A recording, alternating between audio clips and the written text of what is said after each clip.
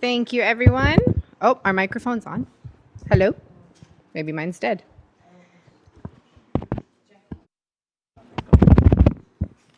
Mine's not on either. Hello, hello? No.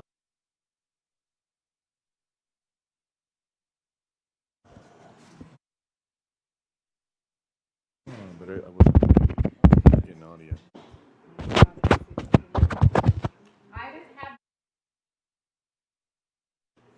Test. Same, no mic here. Hello.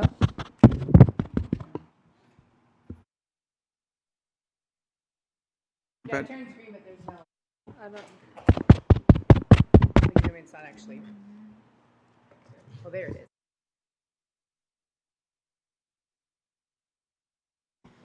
Hello? Oh, there we go. Mine just. Hello, good evening. There we go. Testing. What did you do Hello? earlier? Hello? Oh, that might be a little loud. Did you see what she did that? Okay. All right. Good evening, everyone. Thank you for coming. I did not see anyone sign up for this. Oh, there we go.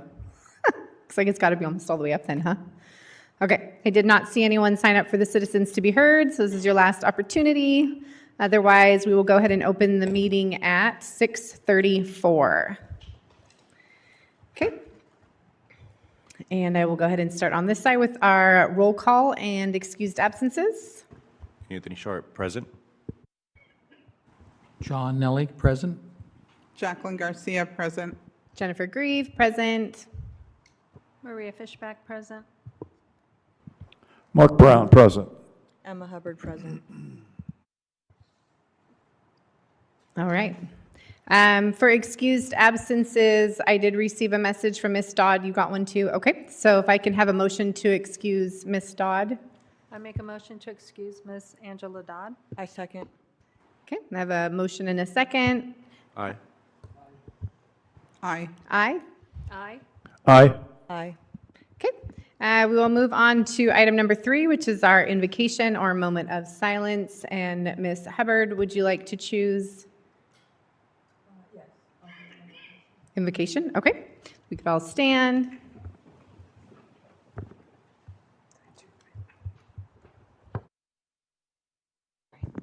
Thank you to the universe for conspiring on our behalf. May we come together with peaceful minds and healthy intentions to accomplish mutual goals for the betterment and well-being of all in the room and in our community. We offer this with peace. Adidafa.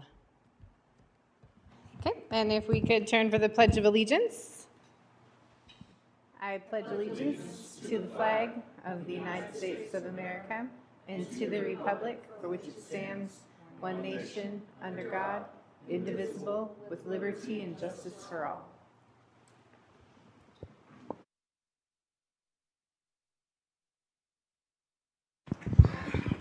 Okay, next on our item would be citizens to be heard, but I did not see that anyone signed up for that. So we will go ahead and move on to item number 6, which is our consent agenda. I make a motion to approve item 6A as written. Can I get a second? I second. Aye. Aye. Aye. Aye. Aye. Aye. Aye. Okay, thank you, commissioners. Next, we will move on to item 7, which is our discussion and action items. Item 7A is the discussion regarding traffic impact analysis, which you'll hear called the TIA a lot, principles and practices. Can I control this from here? Yes, you can with the mouse. Okay. All right, thank you for inviting me here this evening to talk about traffic. My name is Sean Spivey with Collier's Engineer, and we are the, oh, sorry. Is that better? Okay. My name is Sean Spivey with Collier's Engineers, and we are the city engineers, and we review the traffic impact analyses for any of the developments that come through with the city. And so I'm going to go over a bit about what the traffic analysis is and what goes into it, and a couple of things that you guys can look for as developments are coming through. Okay, what is the purpose of the TIA, and what are we trying to do here?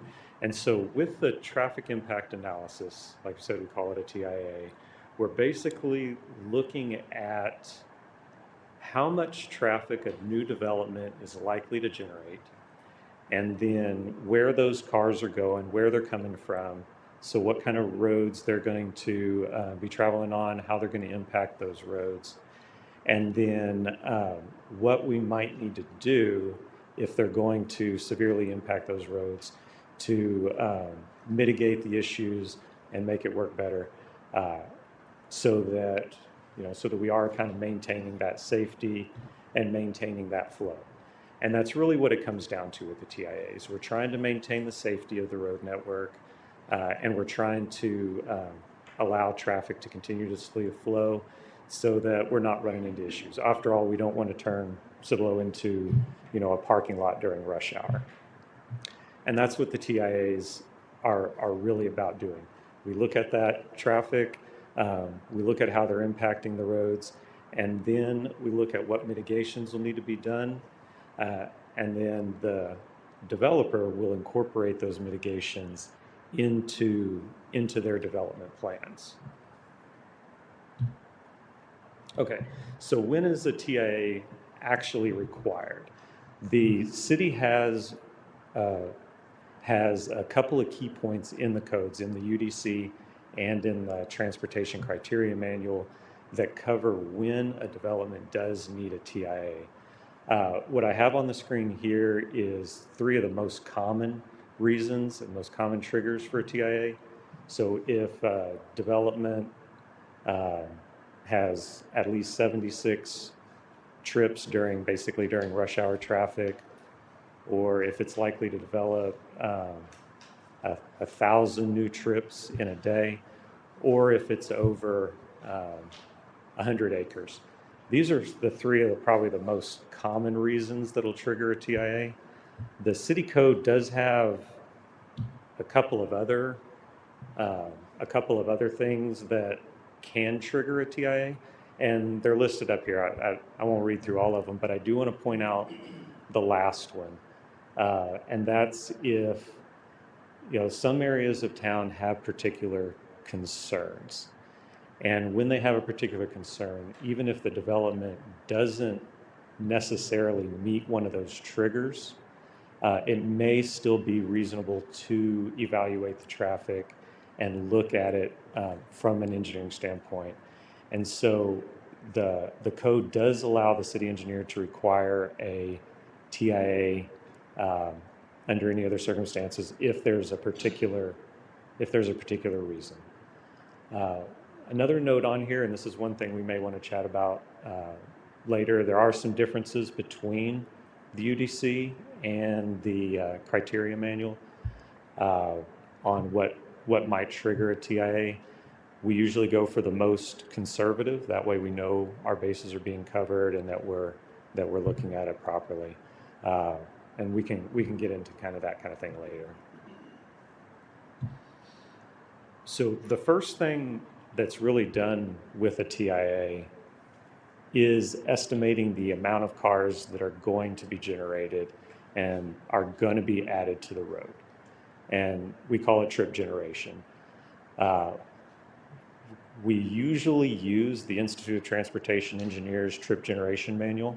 It's the national manual. It's the national standard for doing that. It's used by TxDOT and the other municipalities, counties, and it's based on. Got to be careful about waving my hands around.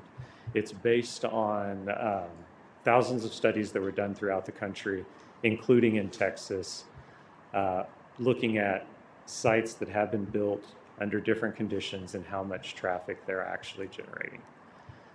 On the right here, I do have a couple of examples of some of the traffic that is generated through some standard developments. These are rough estimates. The IT Trip Generation Manual does break it down further and looks at different relative sizes, different uses, even more detail than what we have here. But this gives you kind of an idea of of what we'll be looking at. So if you're developing a new subdivision, we typically have 1 peak hour trip per house. So 300 house subdivision will typically have 300 peak hour trips as an example. And so this, you can look at this and see a couple of examples. The next thing that we do with that traffic is we look at how it's going to actually impact the road network. There's a couple of different ways to look at it, a couple of different formulas depending on exactly what we're looking at, whether we're looking at an intersection, whether that intersection's signalized or not, or looking at different road segments and different conditions. There's several different formulas, but to make it easy to reference and compare and look at, they're typically reduced to what we call a level of service score. And that's basically a rating from A to F to give us an idea on how the traffic will flow through that segment or through that intersection or in that area. And as you can see from here, A, just like in school, means everything's great. F is basically, that's gridlock. The road is not working. According to city's code, level D is the minimum that we consider acceptable. And level D is basically where when you're going through rush hour traffic, you are slowed down, but you are still moving. You might have to wait through a cycle for a traffic signal, but you're going to get through. You're not waiting through 3 and 4 and 5 cycles. So level D is slower, you'll notice it, but you are able to go flow and get through. So this is the full process that we go through with a developer when they want to come in and do something and they meet the TIA triggers. And you can see it through here. Basically, we start with a scoping meeting, and in that we sit down. It's us, the developer's engineer, city staff, and we talk about the project. We go over any concerns that the city has, talk about what the developer's trying to accomplish. We look at where impacts might be happening and where we want the developer to focus when they're doing their traffic impact analysis, so that we can make sure that essentially they're looking at everything and they're addressing the city's concerns. So we document all of that in writing on everything that we agreed to in that scoping meeting. And then the developer goes back and their engineer prepares the traffic impact analysis. When they submit that for us to review, then we go through our review process. And I talk a little bit about this on a later slide. But we look at it to make sure it's complete, make sure it matches what we agreed to in the scoping meeting, make sure all their methods are sound. We'll go through our checklist, and we have a checklist of over 100 items that we specifically look for in HTIA. So we go through it in pretty good detail. Usually on the first submittal, we do have comments. So we'll put together a letter outlining our comments, our questions, our concerns, and we'll get that back to them for them to review, update their TIA, and then resubmit it. There may be some back and forth or some meetings to talk about what they're trying to do and how they're working through the process, but they're responsible for getting that to meet the city's requirements. And then once they have that outlined and if we've recognized any issues, they've also have mitigations proposed in there. And then once they're meeting all the city's requirements, then we can go ahead and approve that TIA. So this talks a little bit about how we actually review it. We do start off with a completeness check, and that's more of an administrative. We make sure they have all the pieces. The technical review is where we spend most of our time, and in that we're looking at their numbers. Does all their trip generation numbers make sense? Is it realistic? Are they routing them, the traffic around their development in a way that's realistic and makes sense? how we would expect the traffic to actually be moving. And then when they're doing their calculations, we check that. We look at that. We look at how it's impacting the roadway networks. And we can look at their models that they built for their traffic as well and kind of compare those to what we're seeing and what we see in the city. And then we'll look at what their results are, what their recommendations are, and the mitigations, if any, that they're proposing. We do normally have some coordination with them to talk through any concerns. Like I mentioned, if we have comments, we'll send those back to them for them to do some updates. This list on here, I won't read through all of them, but they talk about some of the key things that we're looking for when we're going ahead and reviewing through that. All right, so where we normally end up with a TIA, and the whole point of doing that TIA is to see the results and how it's impacting it and what mitigations need to be done so that we can maintain that D or better level of service for the road networks in the area. So when the developer puts together their TIA, and what we focus a lot on once we get to the end of that is those proposed mitigations. And listed here is a couple of the most common mitigations that we see, especially turn lanes, traffic signals, things like that, which will help clear the traffic out of the way or move traffic more efficiently if there's an issue in the area. Mitigations can cover a lot of things, but these are just some of the most common that we see and most common that we would recommend and work with them, with the developer to put in. One thing I do want to touch on with these mitigations is that the timing of installing these mitigations heavily depends on what they're building, when they're building it, and how long it takes. For example, if they're building something small, a gas station, if there were any required mitigations, they may be built just with the site. However, if we're building an entire neighborhood, 300 houses in a neighborhood, it may make sense to put in some of those mitigations after the first 100 houses are built. Maybe another set after 200 houses, and then maybe the final mitigations at the end.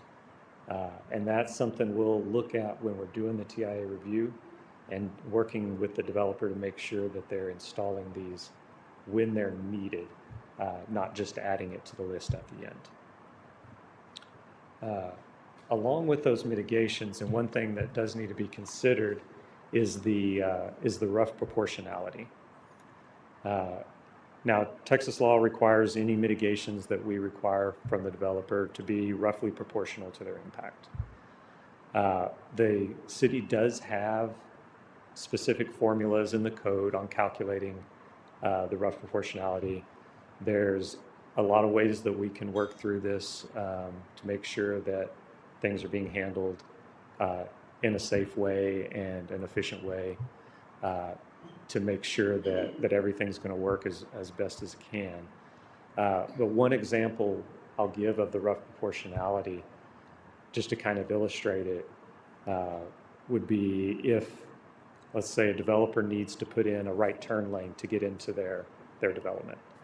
That right turn lane is going to be used by just them, just the people using that development. So in that case, 100% of that mitigation is being used by the development. So that would be the responsibility of the developer to build that turn lane. The other side of that is, say we have an intersection that is already at a D or an E, and the developer is adding more traffic, but maybe they're only adding 10% more traffic. So we can't require them to fully rebuild everything at their own cost if they're only requiring a small amount, or if they're only adding a small amount of traffic. So in that case, it would be a discussion, and that would be something that we would have to work with the developer and see how would be the best way to handle that. And those can be solved in a lot of different ways. They're usually on a case-by-case kind of thing. Okay. Now, it is important to note that Cibolo does have a lot of unique features that need to be accounted for when we're looking at the TIAs. One of the key ones is this one in the top left, the growth in the city. The city has a lot of growth. And it's one thing to have a developer do a traffic impact analysis and look at what they're doing and how it's impacting and what mitigations they may need. The issue we sometimes run into is that we might have a developer on one side that's building and then another developer at the same time working on the other side. And their traffic will affect each other.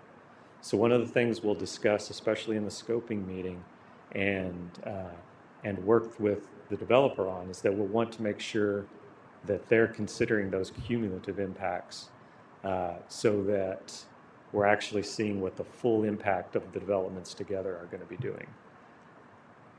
And then, of course, school zones and other sensitive areas, those are areas that we need to be paying particular attention to. It may be looking at pedestrian traffic in addition to cars, or these may be areas where we need to be a little more careful on, even if they don't meet the particular trigger, we might want them to go ahead and look at certain aspects of it to make sure that we are being safe, especially around things like schools that are going to have a lot of kids walking, so that they can create we want to make sure we're creating a safe environment. Of course, there's a lot of TxDOT coordination. TxDOT has active projects on roads throughout Cibolo, so we need to coordinate with them, along with the developer and the city and the engineers, all together, working together to make sure that those are accounted for. And then future thoroughfare plans, we've got several different plans. We've got ones for the downtown. We've got general thoroughfare plans. So we need to be looking at the Cibolo Tomorrow plans and how they are impacted by the development. And sometimes the developer will need to make accommodations to match the plans. That's something that we'll need to look at on a case-by-case basis to make sure that we're not undermining the future plans. So there's a number of questions that I get a lot, and so I wanted to go ahead and put on here, and I'm sure you'll have others. The first one is development causing too much traffic. Development causes traffic. We all know that. If we're adding a new shopping area, people are going to be shopping there. If we're adding new houses, people are going to be coming and going. So the TIA process isn't going to stop that. But what it does allow us to do is get ahead of it. So the intent is to look at what they're proposing, try and estimate the traffic that they're going to be generating, where that traffic's going to be going to and coming from, and get ahead of it with the mitigation so we can get those mitigations that are needed into their plans, into the developer's plans. So it's really about accepting that the traffic is going to happen, but getting ahead of it so that we can build so it doesn't create as significant issues. And then the IT trip rates. The IT trip generation manual is the base manual. It's the industry standard manual that we use. It does have ranges for most things, and those ranges were developed based on studies of a bunch of different developments that have happened, thousands of developments that have happened all over the country. Now, if there are specific situations that we need to use supplemental data, that's definitely an option. And that's something that we discuss in the scoping meeting so that we can make sure that it's accounted for from the beginning. And then traffic near schools. I already touched on this a little bit. Schools are a careful place because we've got a lot of kids. We've got traffic during pickup and drop off. We've got people walking. It's a lot going on in these areas. And so that's one example of an area that we want to get ahead of and start looking at when we're doing these TIAs for new developments. Okay, and I know you're looking at a lot of different plans for development. Here are a couple of key things that I recommend keeping an eye out for as you're looking at these proposed developments. So has the TIA been reviewed? Did we go through the city's process? The city has a good process for reviewing through these TIAs. Did we go through it? Has it been approved? That's one of the key ones. 2 and 3 are related. Are there mitigations, and are the mitigations appropriate, and are they going to be installed according to the developer's plan in a way that's going to work?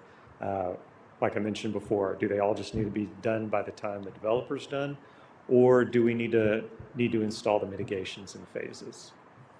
And then, of course, are we near a sensitive area, historical areas, schools, things like that, that could be something we need to look at a little closer.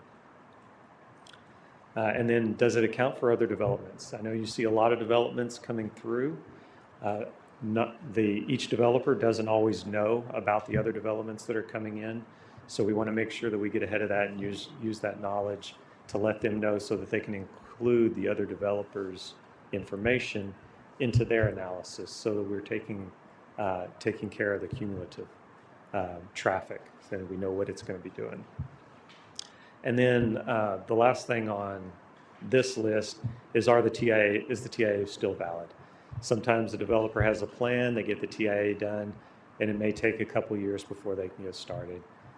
Per the city's codes, the TIAs are only valid for 5 years. After that, we need to take a look. Is it as simple as nothing's changed? We can just do a letter, just taking a look at it, make sure it hasn't changed and go on. Or if there's been significant other changes, then may need to just redo the TIA. Okay. And here's a couple of key takeaways. A lot of these are what were on the previous slide. The city has the thresholds for the developments, and any development that exceeds those thresholds needs a TIA. And we want to review it. We want to make sure that it meets the city's requirements and do what we can to do our due diligence to make sure that that's going to be safe once it's built. And if the development doesn't quite meet that threshold, but there is a reason that we want the analysis, such as one of these sensitive areas, or if there's a particular concern, then we'll go ahead and require that. The TIAs are completed and paid for by the developers. That's not on the city. It's all handled by them. They are required to meet our expectations, requirements, and the city has to have that approval before the developer's allowed to build. And then we discussed the trip generation manual, the rough proportionality. We've discussed through most of these, and that covers all the basics. And I know I went through that really quickly, so I'm sure you guys have some questions. I'm happy to answer any of them that I can today, or we can get together offline if there's something else that we need to go into more detail on. Okay, thank you very much. Yeah, usually we do like a roll call, same style. So did we want to start down on this end? Do we have any questions? I'll go first. All right.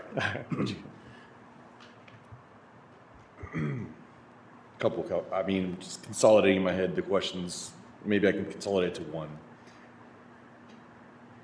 When we approve certain agenda items, we see the TIAs dated from 2018, 2016. For example, the Turning Stone traffic lights. That's been like a big item we've been talking about. They're finally coming up. But I'm just curious, why is it taking years to get a new TIA done? And how often are we doing these TIAs? And why are they, do they cost a lot of money for the city? Why is it such a big issue for us to get a new traffic impact analysis done? And I feel like we're not getting them done. It's just taking 4+ years to get a new one done when we all know there's too much traffic here in Cibolo right Okay, there's a couple of answers to that question. If the TIA is due to a development, like a private development coming in, then a lot of times they'll do the TIA very early in their project. And so it might take them several years to get their funding fully designed, built out before they can start construction. Now, the city does have that 5-year expiration. So if the developer has not broken ground, they haven't started construction, then the city can ask for an update to that TIA. So that's one answer on the private development version. We do ask for an update. Steel Creek, Venado Crossing, Buffalo Crossing, they all exceeded their 5 years. Every one of them, we made them do an update to the TIA to account for developments that are coming in around them, changes that have occurred. And I'll say for the most part, they followed their plans and there weren't any real changes other than accounting for additional development that's occurred around them. So it seems as if the builder might be starting this project and then this TIA gets paused until they're officially quote unquote done with certain segments of this, master plan community. The TIA is not paused. So what happens is at the onset of development, if they hit that trigger or if we see a reason for them to do one, we'll make them do a TIA. When they do the TIA, especially in subdivisions, it may be that the mitigation is not required until they hit the 100th home or the 250th home. And so then it's just a matter of the development process and when do they hit that trigger, and that's when the improvements will actually get constructed. One of the worst things that you can do is put in like a traffic signal before it's actually warranted. There are warrants that dictate when and where to put in traffic signals. If you put the signal in too early, and Sean, hit me if I'm wrong, if you put the signal in too early, there's not enough traffic at that signal and people just start ignoring it. It's the same thing with stop signs. Y'all probably, if y'all been to a council meeting, you've heard me tell city council, we can't put a stop sign here because the warrants aren't there. If you put a signal or a stop sign someplace where there aren't enough vehicles, then people just start ignoring it. And so that's why we will delay the installation of a signal until they get, 1, 2, 3, 4 units into a subdivision when there's actually enough vehicles to trigger the need for it.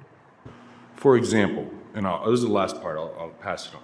So Turning Stone, that light has been installed. It's not functioning yet, but that has been in talks for years to get that light functioning right there by Fox. You have the Foxborough community, right, that backs into, goes into 1103, and then the Turning Stone, and you have Mesa across the street from there. It's a dangerous intersection right now, very dangerous. That Turning Stone's been done for 5+ years. Mesa's been done for 5+ years. Why, I'm just curious, why has it taken that long to put a obviously needed turning signal or a traffic light? Why is it, I'm just curious, I know it's not y'all's fault, but what's taking so long for these very critical lights to be installed? That one in particular predates both of us. If I recall correctly, and I'd have to go back and verify this, but I believe that the developers weren't required to put in that signal. It was actually a TxDOT is putting in the signal. The other thing is when developers are putting in signals on TxDOT roadways, they have to go through TxDOT for approval. We love TxDOT, but they are not the speediest group of people. And it can sometimes take a very long time. We've had several signals over the past couple of years that have been delayed, 6, 9, 12 months because they're waiting on TxDOT approval. There's donation agreements that have to be done. There's just a long process involved in getting TxDOT approval. Why is that though? Who is it on TxDOT? I mean, that is what I'm seeing is there's so many accidents, T-bones happening right there. I mean, it's a safety issue. So, I mean, is there just bad communication on tech? Is it the funding? Is it just miscommunication? I'm just curious, what is it? I know it's TxDOT owned, and it's probably their issue, but what can we do to fix it? Which intersection is it? Because I can reach out to TxDOT and ask. I represent the big box, so it's going to be entrance and It's just not turned on. 11, it's right on 11. I think that's within the current text dot construction limits. And so a lot of it has to do with, again, there is a process that you have to go through. They have to review the plans, approve the plans. Once they do that, then you have to go through a donation agreement. If you're lucky, it's just a donation agreement. There's even more complicated methods that they sometimes use. And it just takes time. Several years ago, TxDOT lost a lot of employees. Like they just had this batch of employees that all retired at the same time. And so TxDOT was very understaffed for several years. That's getting better. They've hired a lot of people. It's not as bad as it used to be. It is improving, but it's just a process that the state, you have to go through.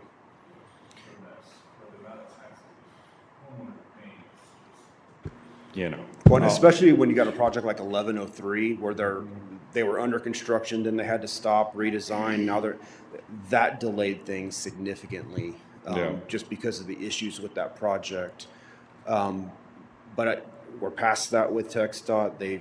They got their stuff straight now, so I'm hoping going forward things are moving faster. And we will call TxDOT if the developer's having issues getting something approved. We will call TxDOT on behalf of the developer and the city, like, hey, y'all have had this for 4 months. Yeah. Can y'all please approve it so we can get it built? Yeah. Well, I'll stop digging into those questions. I'll pass. That's all I got. Thank you. Just to clarify, the TxDOT funding doesn't come from property taxes, it comes when you go to the Gas pump. the gas tax. Gotcha. Mr. Nelly? Mr. Nelly, do you have any questions? No, I do not at this time. Yep, I know you're still new and green, so I appreciate that. Ms. Garcia? Hi, I'm going to have a lot of questions. I'm sorry. Sure. And they're kind of going to be all over the place.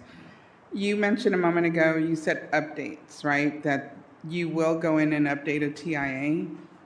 We will require the developers to update the TIA if it's gone past that 5 years. But that they update it, or just that they have one?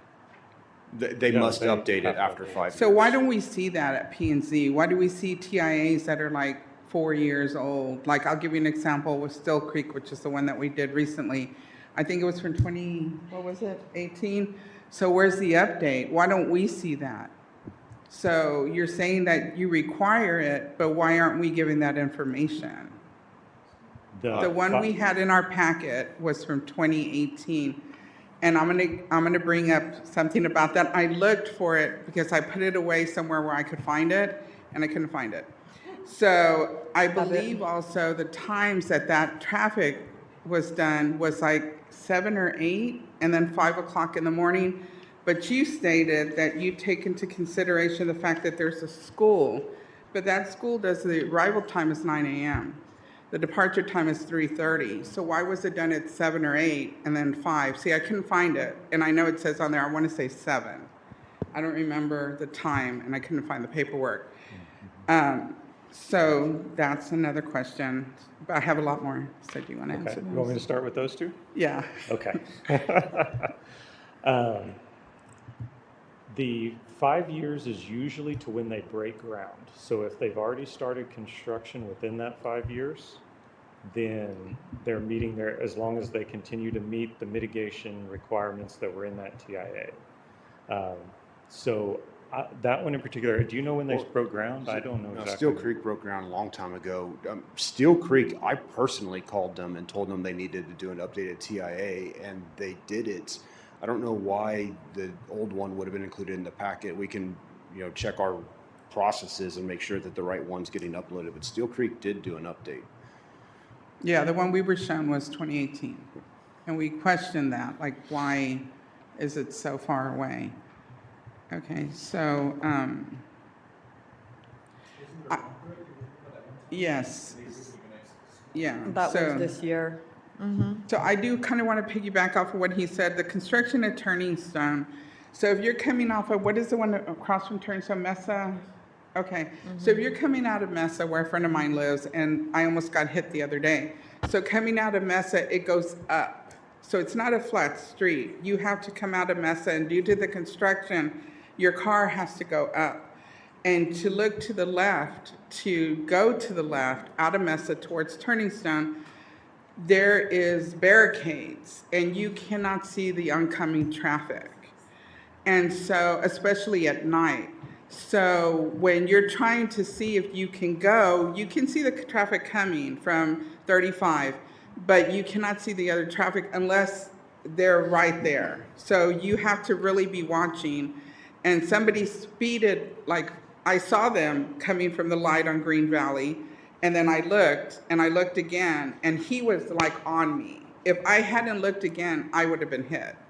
So doesn't the fact that all that construction that's going on and all those barricades up, doesn't that give us a reason to put in a traffic light, which would prevent all what he's seeing? So, I mean, there has to be, you're saying that there's factors that determine that, but I would think the fact of all that construction where you can't see in certain areas would signal the fact that we need a traffic light at that location. So that's on FM 1103.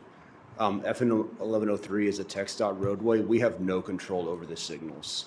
But the city doesn't have any say. We can't talk to them. We can't reach out to them and say, this is a very dangerous situation. To be clear, that's not a TIA issue. That is a construction phasing issue and signage issue.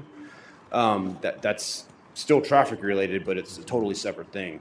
And so we can talk to TxDOT and be like, hey, y'all's signage and everything is terrible. Y'all need to fix this. But it's up to TxDOT. The TxDOT inspector But should in the be catching TIA for Turning Stone and Mesa, didn't they say there had to be a light eventually? And wouldn't that fact of all this construction give us a reason to say it has to be sooner than, later? Again, Turning Stone occurred before any of us were here. My understanding was that when they did their TIA with TxDOT, a signal may not have been needed at that time, but because TxDOT was in design on 1103, TxDOT agreed to install the signal. Because if they had installed a signal at that time, it would have been in conflict with the TxDOT improvements, and so TxDOT said, don't do it. We'll do it as part of our project, is my understanding. I'll have to verify that, but that's what I recall hearing. Okay. 1 second. Miss Briscoe? Yes. So I just wanted to confirm with Seal Creek at your May meeting, what was included in the packet was the March 2026 TIA, but part of that agreement did include the 2018, but then it had updated pages. It had an updated section. I didn't see that. And then it had the original traffic study. So it included both. Thank you for letting me know, and I am going to go back and look for it. What was that year? That was on the May agenda. So was that 2 months ago? So the May 13th meeting, Steel Creek was, I believe, Unit 9 is which one was in front of you. But the TIA was dated from March of 2026. But then if you went a few pages in, it did have the original 2018 TIA. But it was an updated TIA that included those previous pages. Okay. And that 2026, what were the hours that they were looking at for peak traffic? Okay, well, let's reel us back into questions right now just on the training module. But if you can put together questions that you have for specific scenarios, and let's get you some answers. Ms. Briscoe, if you can, kind of make notes of some of the items that we should maybe, could maybe just be emailed out in general, like maybe some of the TxDOT 1103 stuff that it looks like people are looking for answers. And again, commissioners, you are always welcome to go to Citizens to be Heard at the council meeting, right? Because those are some things that if we have our engineers that are saying, well, they don't know because they weren't here, most of those council people probably do have some of those answers a little bit better, or at least Manager Reed, and he'll be there too. So go ahead, Ms. Garcia. So you talk about the daily trips. How do you determine that? By the strip that y'all put on the road? The daily trips? Yes. Traffic counts. How do you determine how many trips are? We look at two different kinds. We look at the existing, and then that's the cable you see across the road that you drive over. But for the future ones that are being done by the development, Those come from the Institute of Transportation Engineers Trip Generation Manual. And it's based on the size and the type of the development. We look at similar developments to see how much traffic they had, and that's used to estimate how much the new development will have.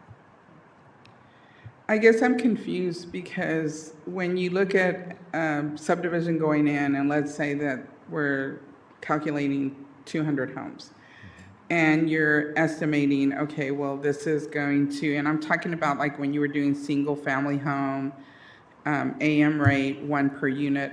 I have a neighbor who has 5 cars, and they all get used. They have 5 people that use those cars. I have another neighbor, that's one of my near neighbors. I have another neighbor down the street that has 4, and they all use that car. So single family home doesn't mean 1 per unit. I'm not understanding, like, I understand what you're saying, like the TIAs are updated, but we don't know like where the next 100 homes, if they're gonna have 1 or 2 homes, 1 or 2 cars per home. And I can tell you for a fact, I have lived right near Still High School. My daughter is going to be a junior. I've lived right next to Still High School since she was in 3. And the traffic over the years to get out of the subdivision went from no problem at all. I could leave within 10 minutes of her having to be there, and she was there on time, to having to leave 40 minutes ahead of time. And the closer that I left to Still High School starting, I couldn't get out. I couldn't get out at all. The traffic was all the way down and would come around Brahma Way, all the way down Brahma Way. And I couldn't get out of the subdivision. And so I understand what you're saying, that you're looking at this, but and I apologize, I did not see the 2026, I only saw the 2018, and it did not show at all the times of the school. And as I had stated before, I was there when that bomb threat went off, and it took us over an hour to get out, and there were still people trying to get out. And that parking lot is completely full during the day, and that parking lot doesn't just hold 100 cars. That parking lot goes all the way to the street, and it's completely full during the day. So I'm not understanding where you're coming up with the amount of cars when all those cars are coming into that school and leaving.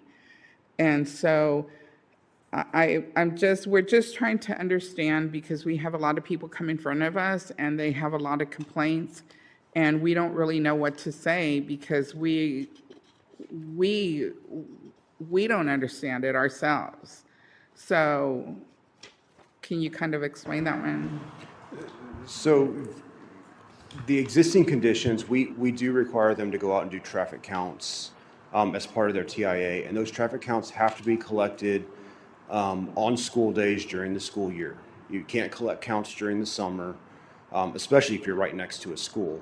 The counts have to be done during the school year. It can't be a holiday. It can't be an early release. It's got to be a normal school day. When the ITE manual shows 1 vehicle per residential lot, that's the peak hour trips. There may be 4 cars, but the national average for residential is 1 car per hour, or peak hour. For the peak hour, yeah.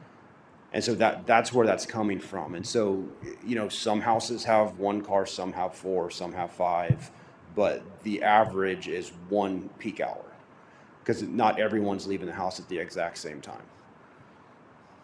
Well, the one who has 4 of those cars go to Still High School. Yeah. So, I mean, there's always that outlier, Yeah. but Yeah. the national So average it's just is really hard to understand, and then to give it back to the citizens that are standing up here, because it doesn't make any sense. You're saying the traffic is, so according to the TIA, the traffic isn't bad around Still High School, but it is. And so it's hard to stand here and listen to somebody say, why are you building more houses in that area when we can't even get home, we can't even get out of the subdivisions, and it's true. So that's where we're trying to understand, and that's why we asked for this, because we're trying to understand there has to be something that's not That's what I want to say. So, Okay, so I'm going to interject here because I think so basically you have two options is what Ms. Garcia is looking at. You guys use the ITE, or what was it called? The NITE, the National. They The used ITE 9th And edition then and we ITE have 12th actual edition. traffic counts.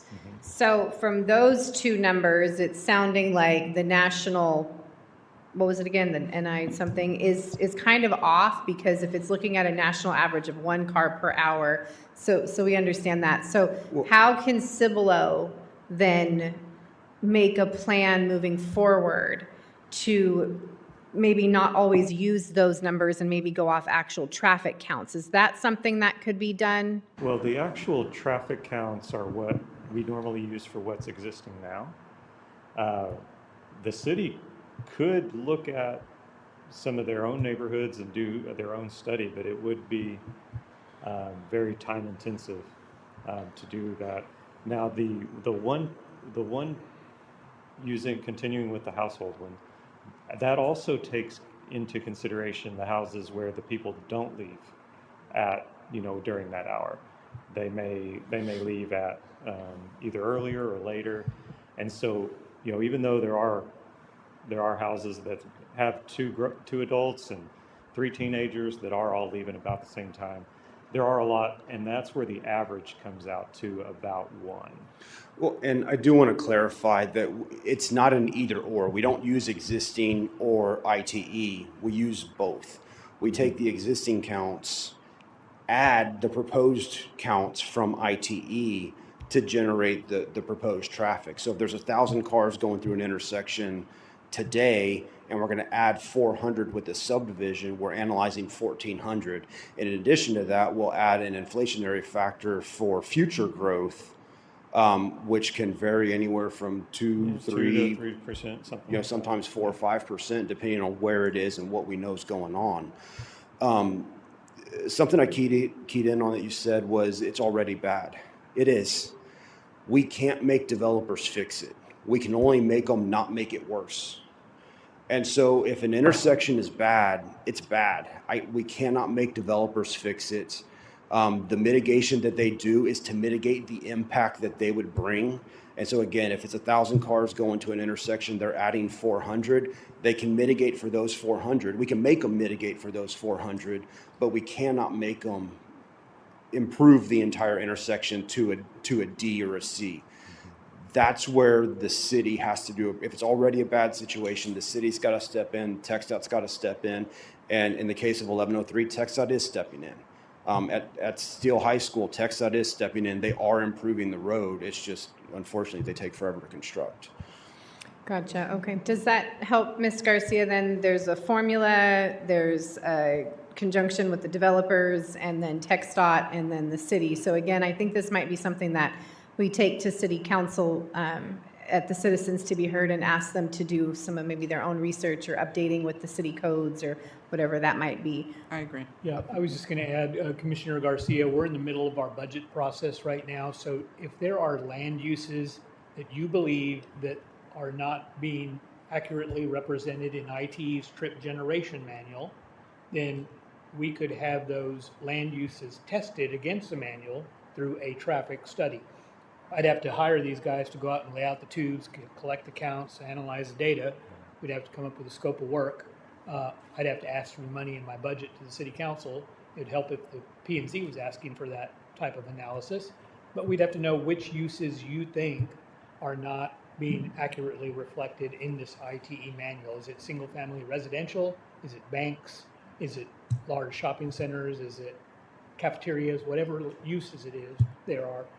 You would have to let us know what you think is not being accurately reflected. Maybe a little bit of homework for you then to put together an email and get it to Mr. Vasquez. So when, you said budget season's happening now? Yeah. So when would we need to have you something by to request to council and the mayor? The sooner the better. They're starting their budget hearings now, so if I can. A week, a month? I don't know what the sooner the better means. I would say in the next 30 days. Next 30 days. Okay. All right, team. We have something to put together then. Okay, perfect. Ms. Garcia, any other ones? I just wanted to clarify, you said when we look at a TIA, like a new subdivision is coming in, in the TIA, it should say something about construction, that that they took into consideration the schools that were near the area. Is that what you were saying? I just want to make sure I heard you correctly. Yeah, that can be the kind of stuff It that. should be in that's the a- actual TIA. Yeah, if there's schools nearby, that should reference it.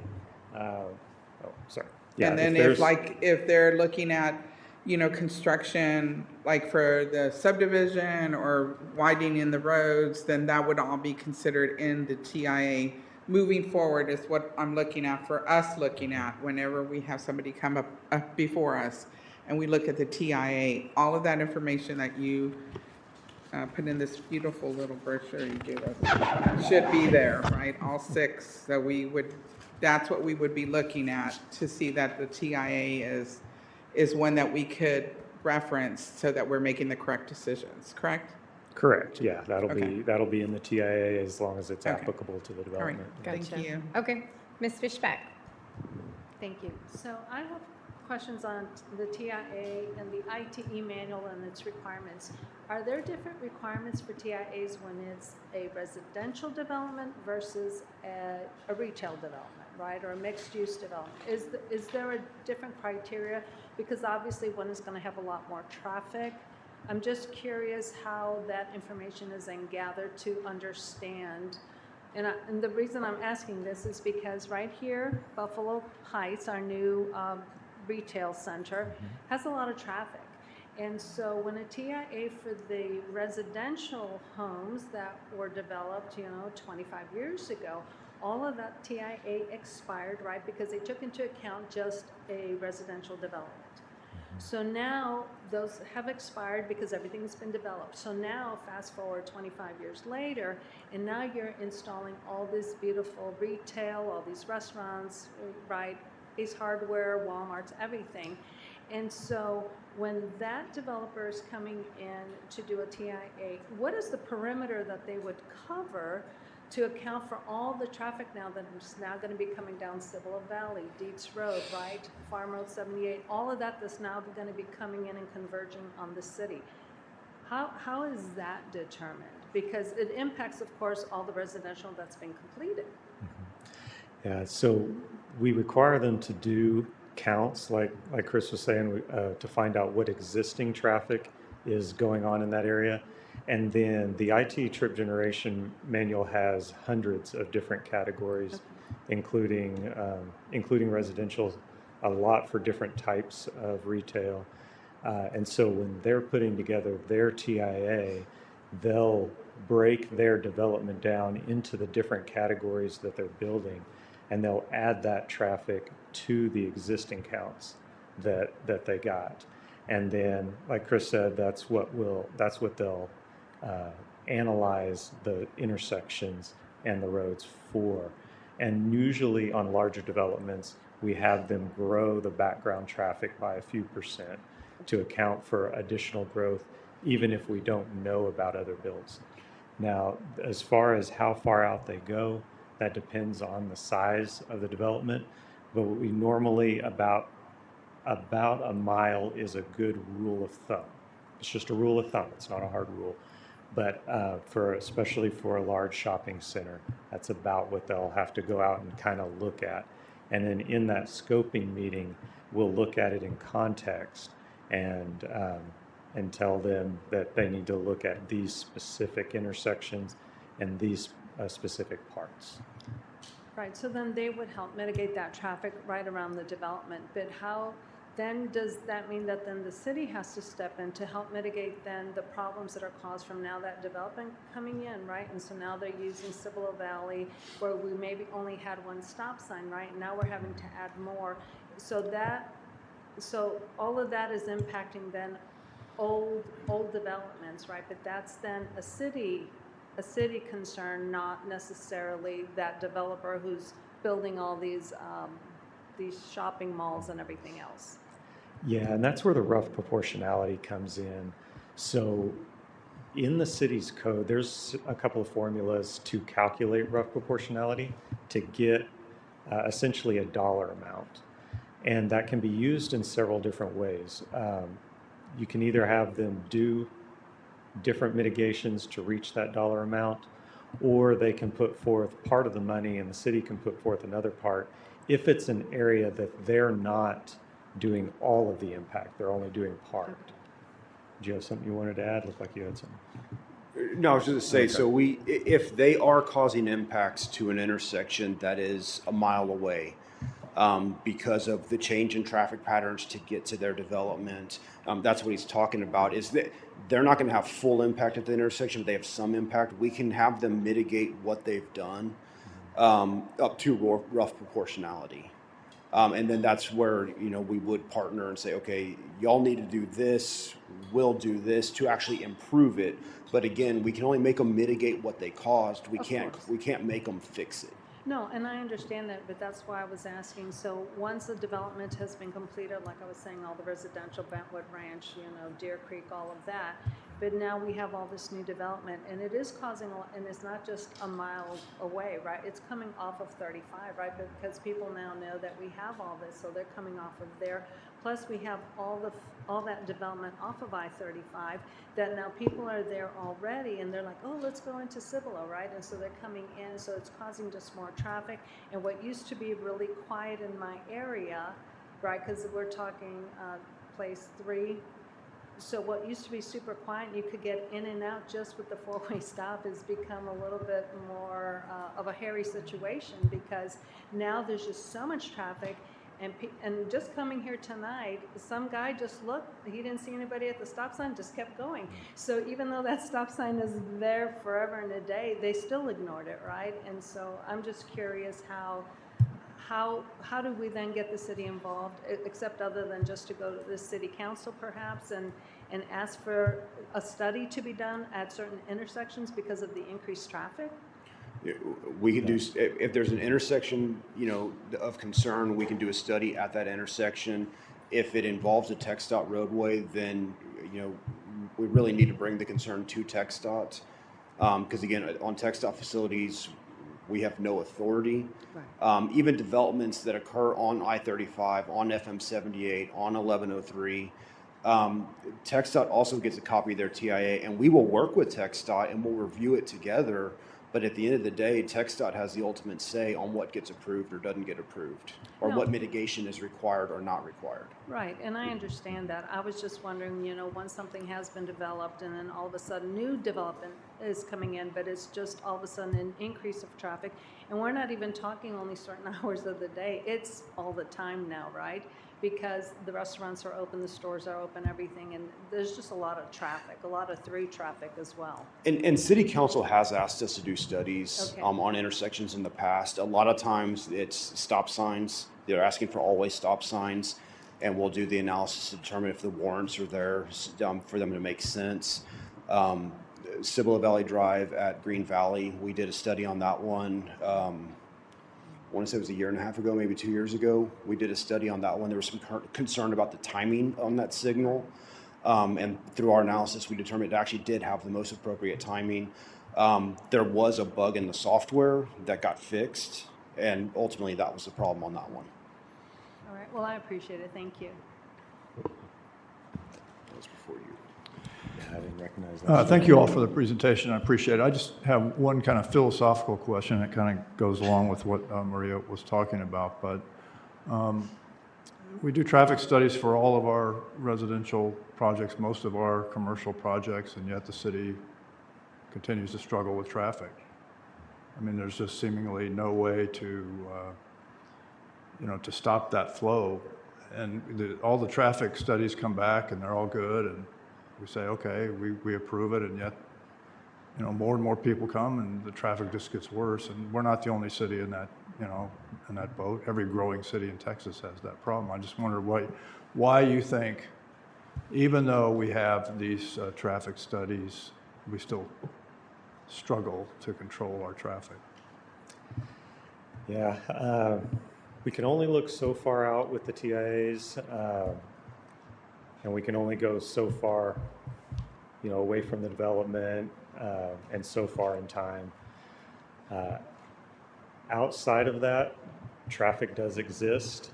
It just gets to separated out and spread out. It's hard to tie that to the developer. It does exist, and that, like you mentioned, that is something that every growing city has to find a way to deal with.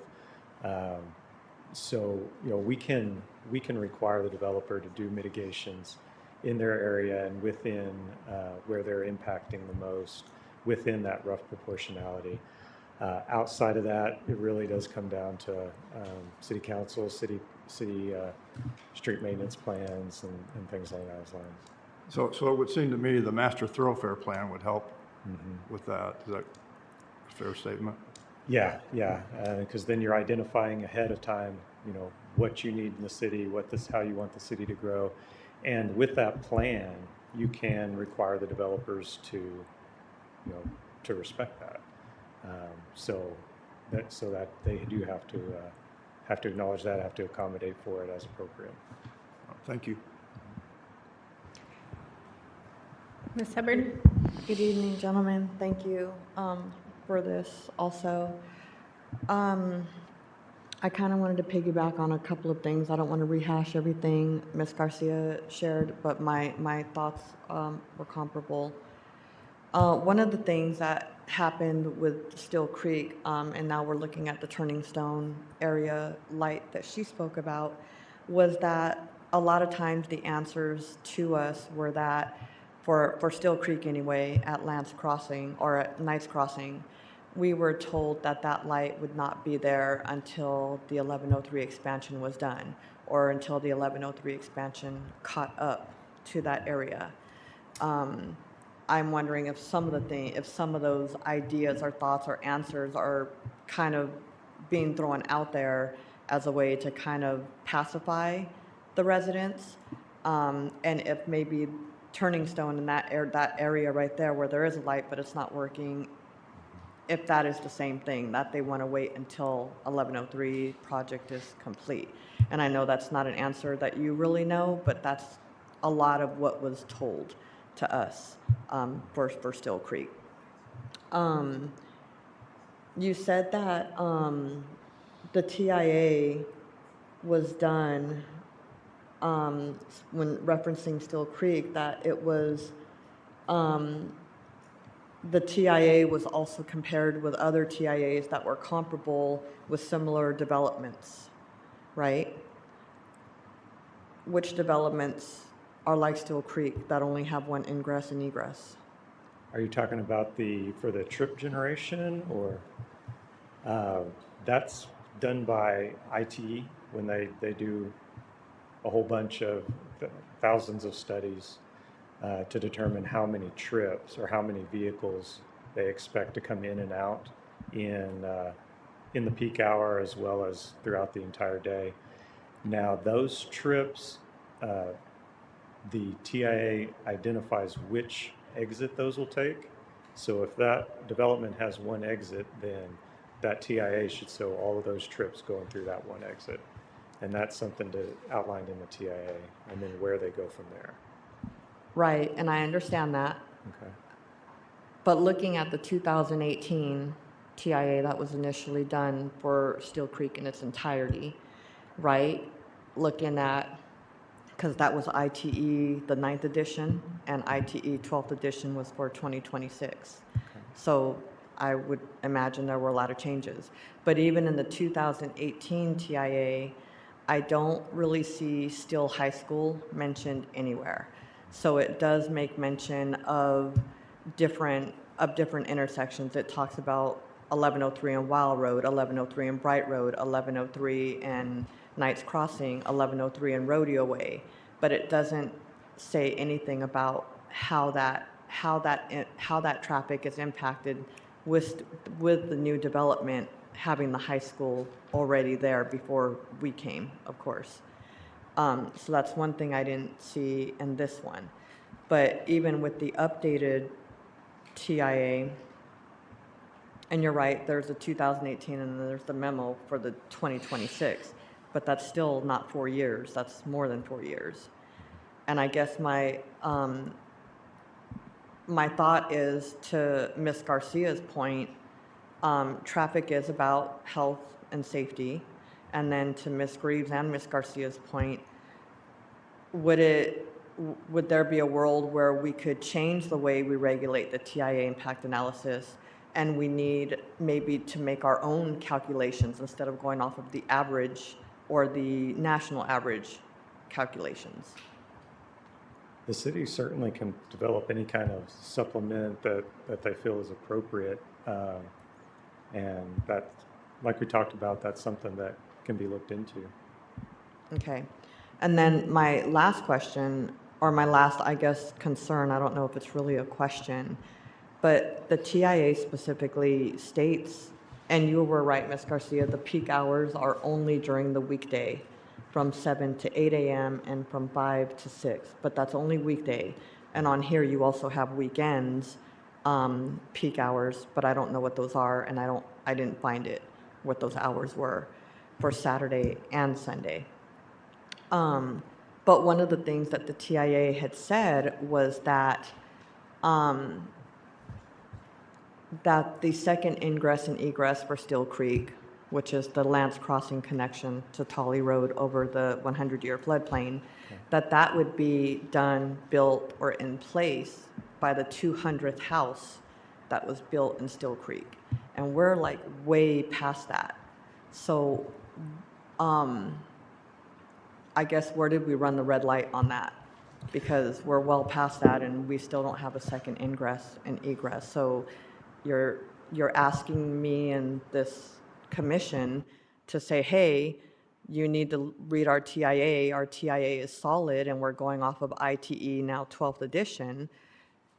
But what is happening and what the TIA says are not matching. So on that one in particular, the Lance Crossing, they had the Clomar approved for that a couple of years ago because it is a bridge over the floodplain. Correct. They've had plans on that one for a while. There was a PIA amendment done a couple of years ago where they are giving the city more open space for the north-south connector, and some other things changed. In that PIA amendment, the city asked them to not construct Lance Crossing, actually forbade them from building Lance Crossing to Tolly Road until such time Tolly Road improvements were complete or 2 years had passed, or the city asked them to build it. And so that's why they didn't build it. They weren't allowed to build it per the agreement that city council agreed to. And so at the last meeting where this became an issue and was discussed heavily, after that meeting, the developer did ask the city, he's like, hey, can we please get started on Lance Crossing? And they were given authorization to move forward on that. So that portion, I'd have to check with the engineer on when construction is going to start. I mean, they got to, tweak the plans, bid it out, all that fun stuff. But they are ready to move forward with that now. Okay. And they've been allowed to. Thank you. And I'm kind of familiar with that only because I've seen emails from our HOA person to the developer and then from the HOA person to city. But do we have a copy of the PIA? Does the commission have a copy of the PIA? PIA for Steel Creek? Mm-hmm. Yes, we recently updated it to include the opening. I don't Why remember weren't we having given a, the PIA? for the May 13th meeting, you're saying? I don't think we had a We PIA for didn't. the May 13th Why weren't we meeting. given that? PIAs go to city council, they don't come to the planning commission. Not for approval, but I thought we had talked for a while now that they were going to come as a resource, so we understood. Right. Otherwise, that's Okay, missing so information We'll that put we. that on the, No, it's okay. Otherwise, that's missing information that we as a panel need in order to make the right decisions. And while I know we're just giving a suggestion to city council and city council overall makes the call, that's still something that we should have. We can include those in your packet with you. Can you make sure that we have a copy of that, like this week? yeah, I'll put it in our, And- when we move on to the items for future agendas, I'll add a couple things in there that Ms. Briscoe and Mr. Vasquez can work through, so. And the other thing I'm wondering is also because of the PIA and who's giving permission where and why things haven't been built. Even if we have that second ingress and egress there, what is being done on Tully Road in order to mitigate any flood issues with the floodplains when Yeah, when, Ms. like, Hubbard, I'm going to reel that back in though, because right now we need to be asking questions on our training for the TIA. Oh, So again, okay. I feel like that's something that we absolutely need to get answers to. Okay. Because we do see stuff coming forward. But right now, and city council, citizens to be heard, you have access to the staff, which should be able to get you more detailed information. Anytime commissioners have something that comes before us on the agenda, if you have 1,000 different mini questions and you're looking for resource guides, tools, absolutely reach out to the planning department. That is why they are there. So make sure we do that. So if we can finish up any questions on the impact analysis review process, and then we'll make a list that we need to get together and, present. Send it. Okay. Absolutely. Thank you. Yeah. Thank you. Okay. All right. Now it's my turn, I guess, and then we're done. Okay. Questions I have on why is it 5 years? So if the TIA is valid, it expires 5 years from submission, which actually you're telling me it's from 5 years from breaking ground, or is it 5 years from submission? Because that would be two different things, wouldn't it? Right, it's 5 years from when it's approved, and then they have 5 years to break ground. So the 5 years starts when it's approved. Okay, say that one more time. The 5 years starts when? When it's approved. When it's approved, and they have the 5 years to break ground. Right. Right? Did I get that right? Yeah. Okay. Okay. So why are we using 5 years as the model? Who decides that? That's in the city's code. That's pardon? It's part of the city's UDC. City UDC. Okay. So. Okay.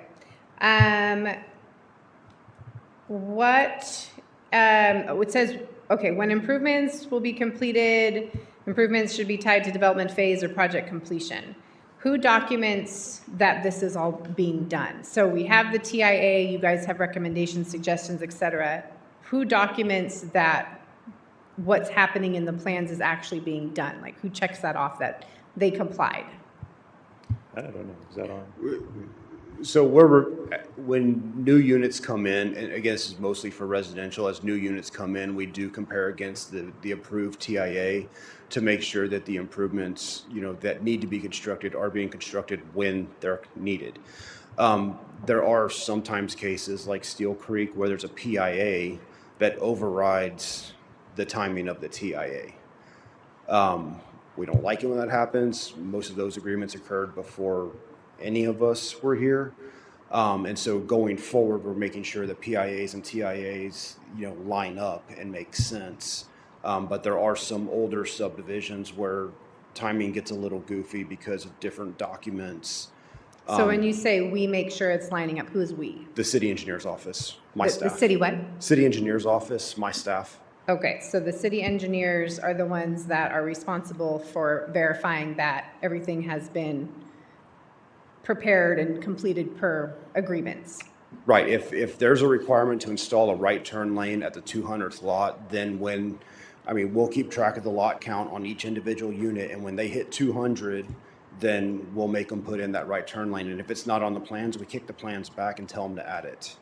Okay, so then, and y'all are third party, you're not city staff employees, right? Because you're through Colliers. Right. So does that actually get kept track of through the planning department? Who is actually keeping track of knowing that it's the 200th, whatever you said, and now they have to do the right of way? we Like, work is that with the planning. Mr. Vasquez, that you would oversee that? Well, no, we contract with Colliers to provide engineering services to the city. And in Chris's role, he is this official city engineer. So those responsibilities rest with Chris and Okay. Colliers engineer. Okay, thank you for clarifying that, okay? I'm working off of Commissioners, all of the what we should look for page. So on that page for number 1, and I appreciate you kind of giving us this little manuscript here to go, this is, 1, 2, 3, 4, 5, 6. That's something we could really have used a long time ago because it helps. But on number 1, it says, has the TIA been reviewed and approved by the city engineer? This is your assurance that the technical analysis has been vetted. So we understand you guys are paid, degreed engineers and we're volunteers, but what if we disagree? What if our checkbox, technically you guys say, hey, here's our assurance that we've looked at it, but we're all sitting here because I have parked literally on the road at 7 a.m. or 9 a.m. and counted cars myself and been like, oh, that's not even close to what this piece of paper says. So what happens if we disagree with you guys signing off on it? I mean, if you have information that we're not privy to, let us know and we'll take that into account and we can definitely have the conversation. So would we take that to planning department, then what would the direction be? If I'm parked out front, I'm just going to use a Chick-fil-A, and we looked at this TIA because there's a new development coming. This is all very hypothetical because I can't think off, my head exact spots right now where we have developments coming in. But if I'm parked somewhere because I know this is coming before us, and I'm looking at this TIA at 7 a.m. and it's saying there's only 20 cars per hour, and I'm counting 65 or 70, right? And I'm like, that's not true at all, and that's going to make a bigger difference, and it's going to make me want to not maybe sign off on this development or this phase. Who would I go to? What would I do? So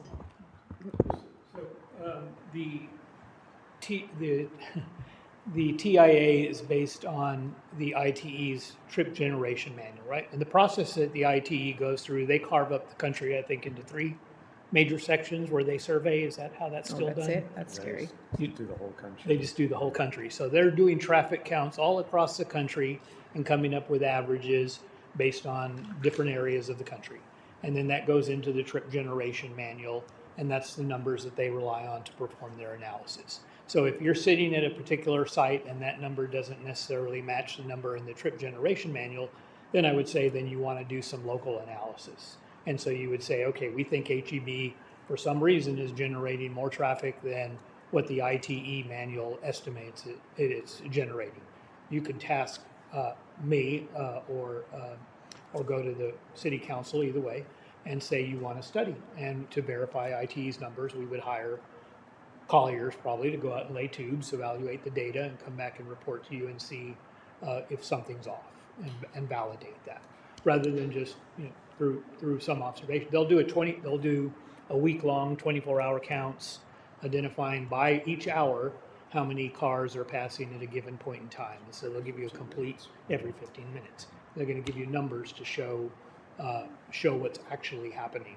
And so that'll be weekday and weekend, peak and non-peak, and then you'll have your real answer as to what the traffic looks like. Okay, so that sounds like that's a tool that we all need to be aware of and bring up to try to help before we start making recommendations.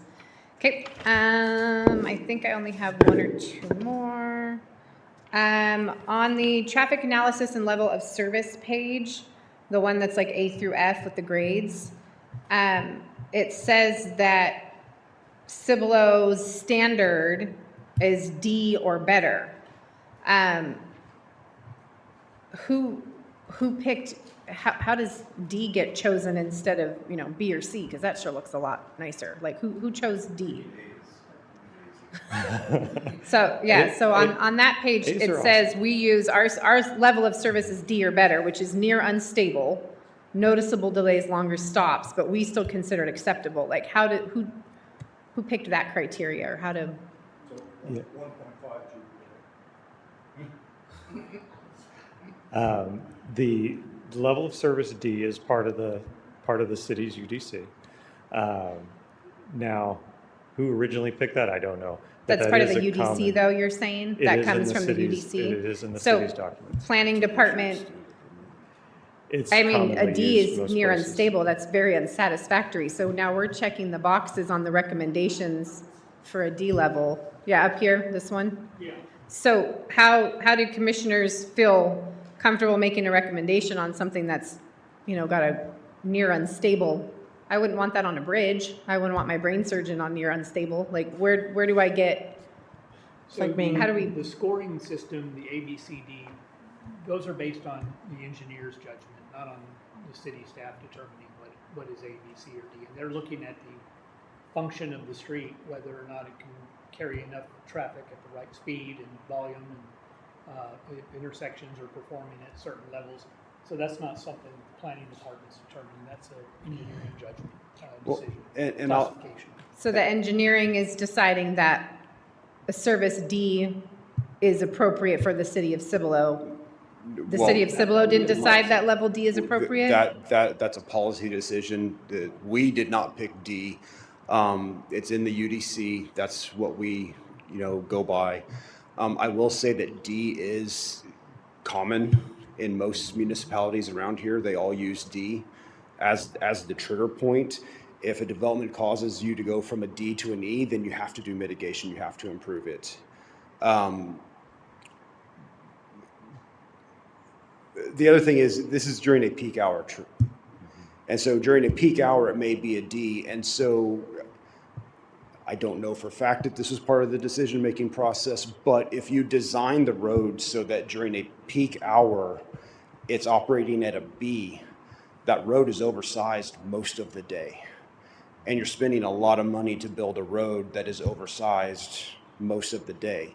And so during that peak hour, D is generally deemed acceptable because, again, it's a noticeable delay. You're going to sit at that light for a second, one cycle, maybe two, but you're going to get through it.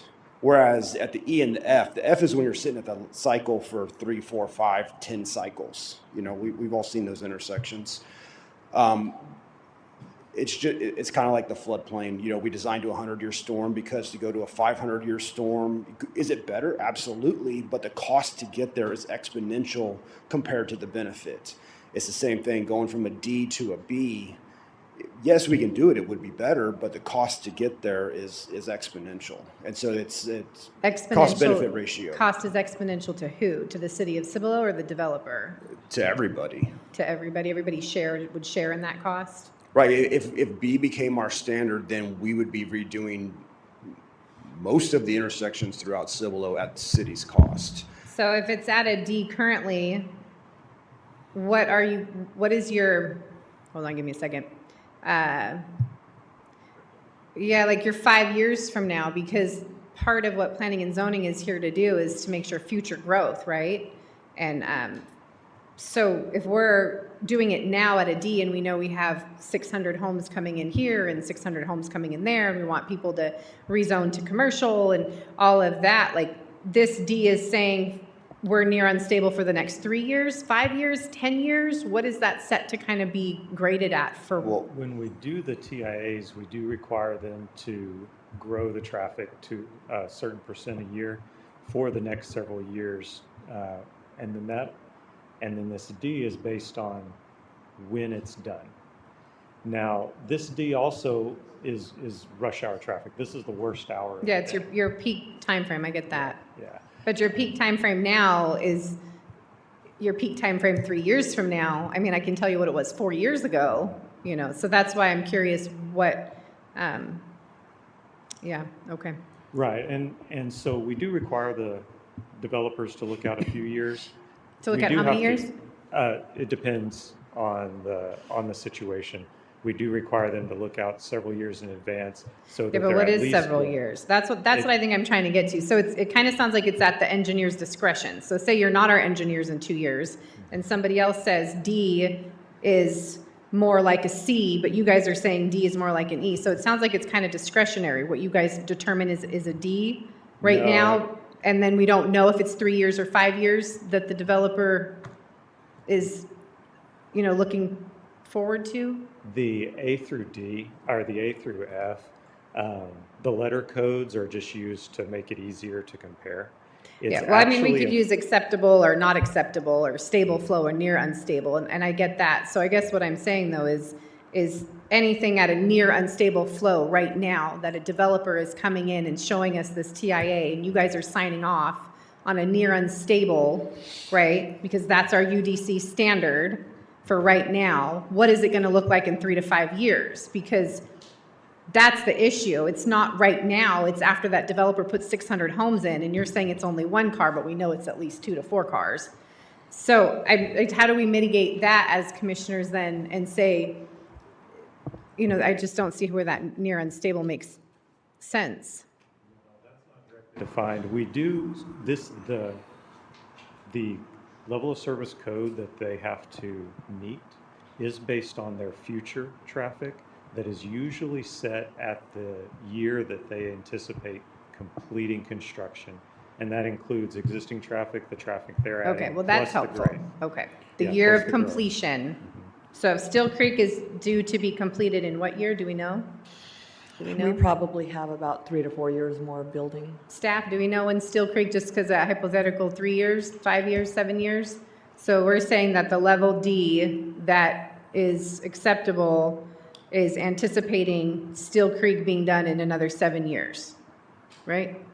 I don't know that it's 7 years, but in the TIA, they will put in a development schedule, or at Okay. least an anticipated development schedule, and they'll project it out. And for a large residential, it could be 5 years, 10 years, 15 years, and they'll project that out. And so you take the existing traffic counts, you add on top of that what they're bringing to the table from their 600 homes, and then on top of that, we'll add anywhere from 2 to 4% per year of just natural growth in traffic. Okay. And that's all based on engineers' judgment, knowing the region, knowing the road classification, it's subjective. Yeah, It and is. that is on the TIA, then where on the TIA? Because that was also something I forgot to bring up, and I apologize, was I wanted to kind of have a main document in front of us from the TIA that shows that then. Where am I supposed to be looking at that? Where is that on the actual TIA? That I guess will be something we'll have to bring up next time because we don't, yeah, okay. Okay, I'm ready to move along. Commissioners, are we good? I know we spend a lot of time, but it is a training module, so are we good? Yeah? Okay. Okay, thank you all so much. Thank you. Okay. Thank you, Thank thank you. We'll have more questions and some emails outlined, and we appreciate it, so, thank you. Okay, we will move on to item 7B, which is our discussion regarding zoning map amendment, rezoning, process and requirements.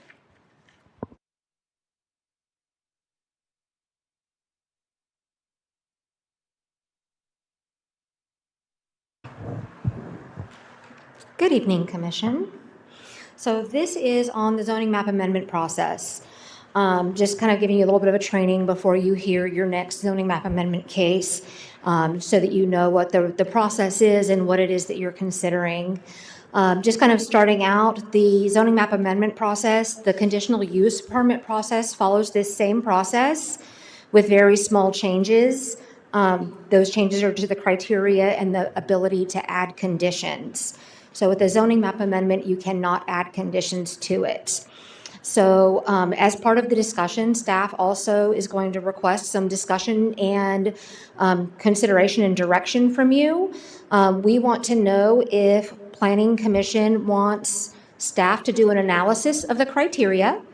We can keep it as neutral as possible, but sometimes it may lean to being meeting or not meeting. You definitely have the right to disagree with any kind of staff analysis. And then also, if you want us to make a recommendation of approval or denial, you'll notice tonight our recommendation is that you consider making a recommendation. We're not recommending one way or the other. We're considering we are recommending you consider making a recommendation. So really neutral, if that makes sense. So just starting with the Unified Land Development Code, there's a couple of different places that apply to rezoning processes. The first is Article 3. Here it is the procedures and applications, and this is general requirements for all applications, and it includes requirements for public hearings and public notices.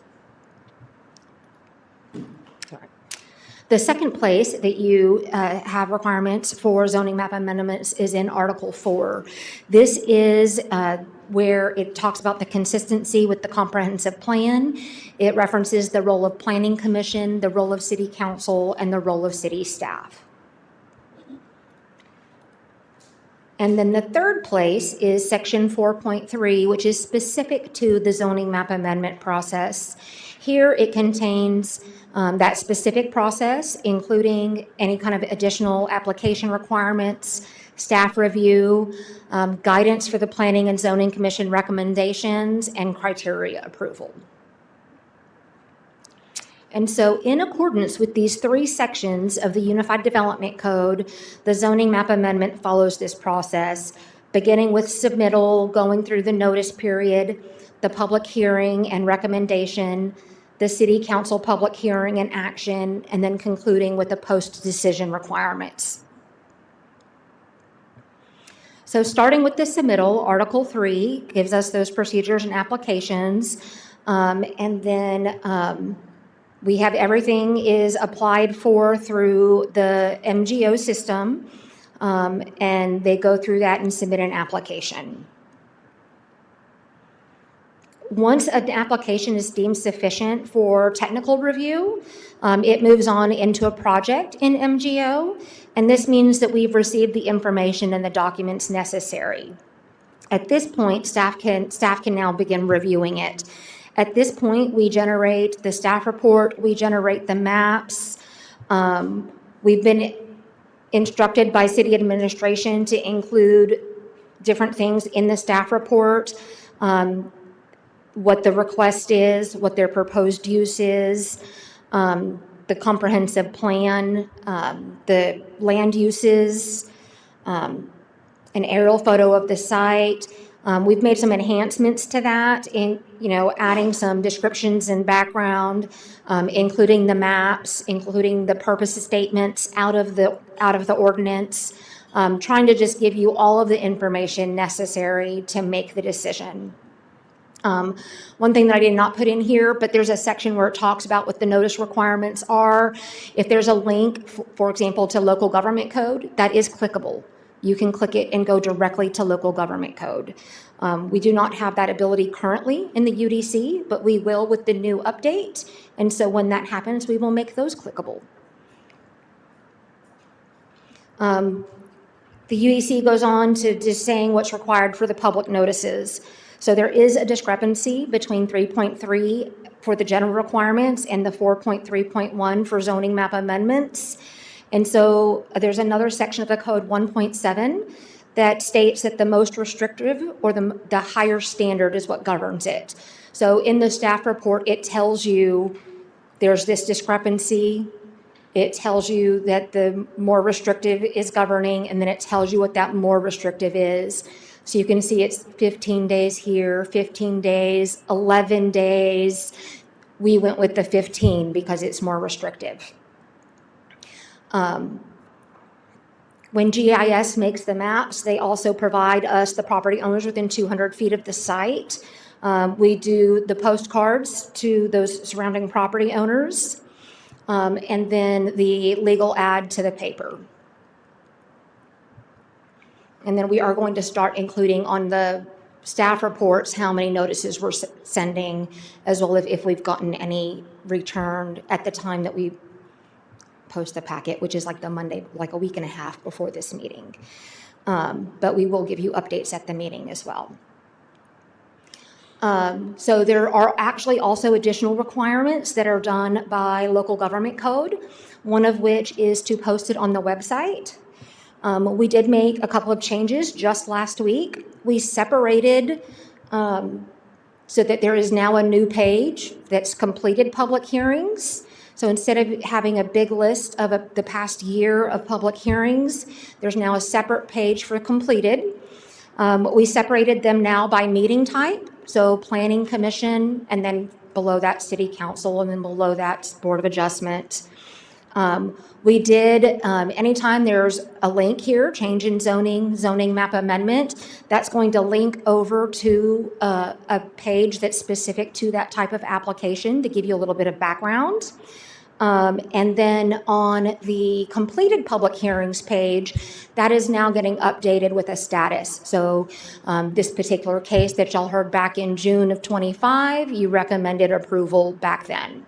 So we've gone back and looked at some of the history. Not all of them have a recommendation on that completed page, but the ones that were really easy for me to find have been updated already. State law also did recently change where there's, in some cases, a sign required. If a sign is required, the city will inform the applicant. State law does allow us to require the applicant to provide, install, maintain, and remove the sign. And so currently, city staff is developing some standard operating procedures, templates, clear instructions, things that we can provide that we would be able to verify compliance with that requirement. Next, creating the agenda. So that public hearing, what we're going to be doing is kind of adjusting the way that you've seen your agenda. Both the public hearing and the consideration are going to be included under the public hearing section. This is going to allow the public hearing and the consideration to happen back to back so that you don't have multiple public hearings and then multiple considerations. You're just hearing one case at a time. And then we are including the case number kind of at the bottom here. That just makes it easier for us to find records when we're searching. And then we're going to be standardizing the agenda language so that everything is very similar when it comes across on your agendas. The other thing that we've been working on is a standard presentation for you. This will follow your staff report structure. So it's going to go through just the property, the request, the future land use map, the zoning, the notice requirements, and then gives you the analysis of what you are considering. After the public hearing, the commission is required to provide a written recommendation to city council. So we have actually drafted I'm going to call it a template. It's got different sections. It is fillable. And so I've got it printed for tonight. If anyone wants to look at the one that we're going to do, it's, again, fill in the blank. How many people spoke at the public hearing in favor versus against? What concerns did they have? What your motion was? What was the vote? And then your recommendation is whether it meets the requirements or not, and then your recommendation for approval or denial. There is a section of the UDC that states that if you are going to recommend denial or that you have to say why. And so this next section is that criteria, and it's got the met or not met that can be filled out at the time of the meeting as well, so that when you're having your discussions and you're talking about the criteria, then we can take it directly back to this recommendation so that we can give that to council.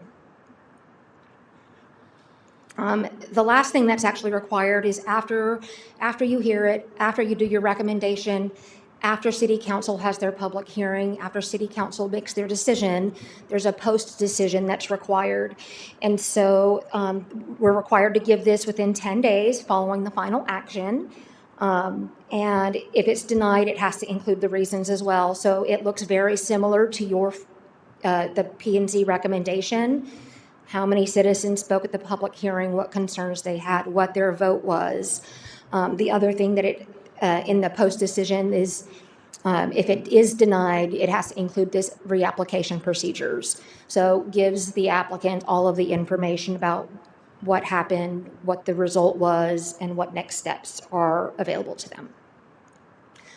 Lastly, we've been reviewing the city's website. We've been making some updates to the pages, really trying to improve the clarity, the transparency, making it usable for the public. Also aligning it with the UDC. Nothing in being updated is changing any of the regulatory requirements or the criteria. It's all of it's kind of referencing back to what's existing in play when it comes to the codes. And we're just trying to clarify it. Everything being submitted through MGO, how applications are considered complete, what required materials and fees are needed.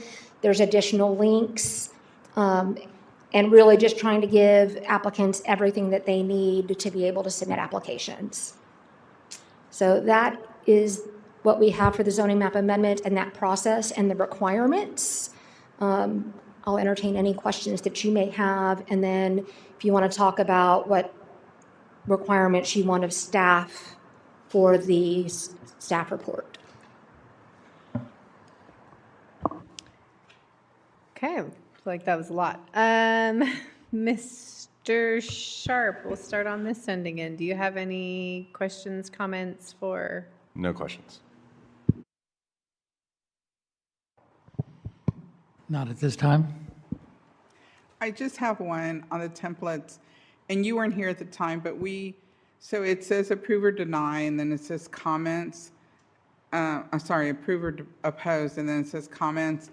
And we would get several back that says oppose, but there was nothing on the comments. And we had asked if there was any type of changes that would stress that we need a reason that they're opposing, like, maybe concerns, instead of like comments, instead of like comments or concerns, or something that would make people who are saying opposed fill out that comment section.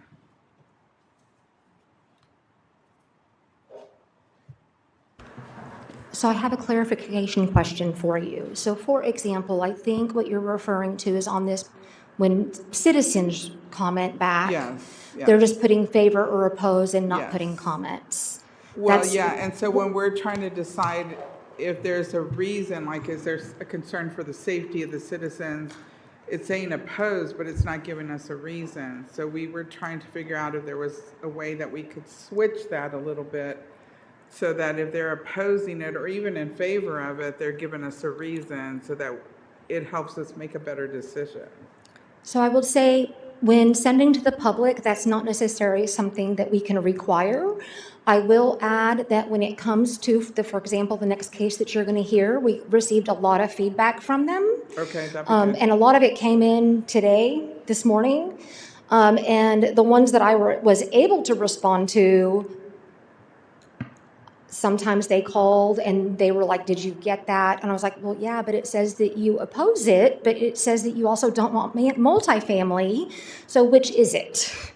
And so kind of asking some of those clarifying questions when they call or when they email. As the case manager, I'm doing some of that legwork for you.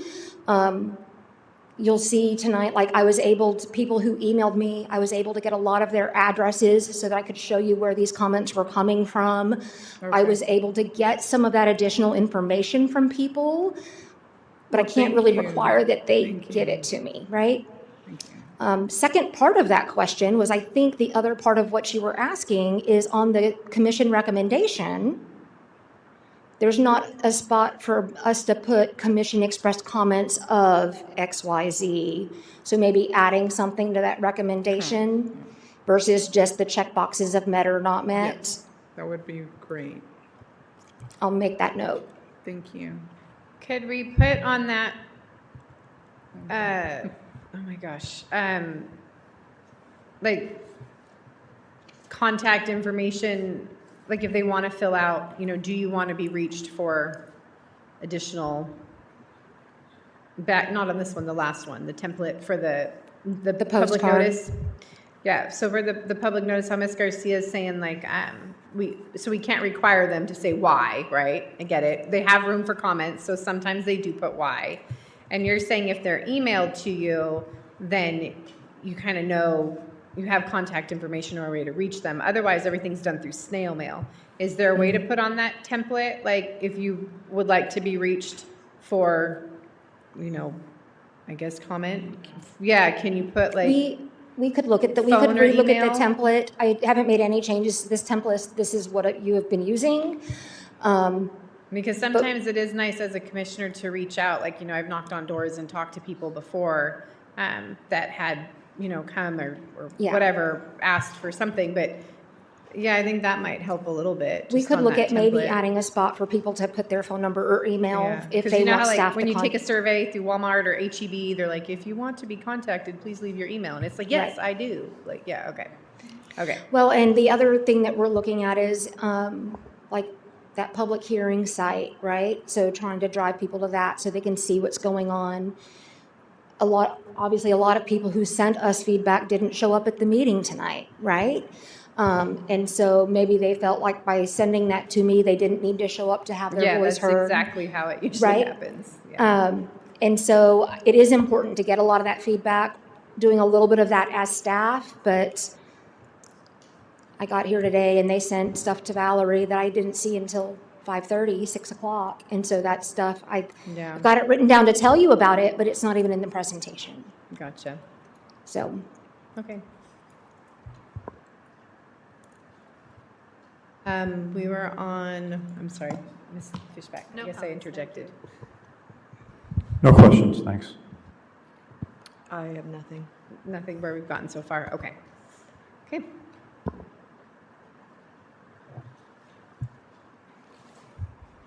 and then it's just, do you want us to look at criteria, try to give you some sort of analysis?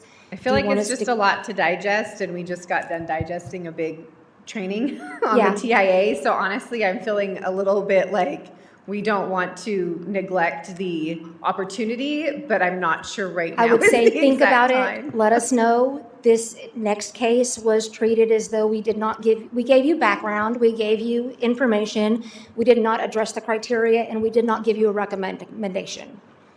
So you can kind of use this one as an example. If you start to think you might want that, we can have that discussion later. Okay, yeah, I think that's something,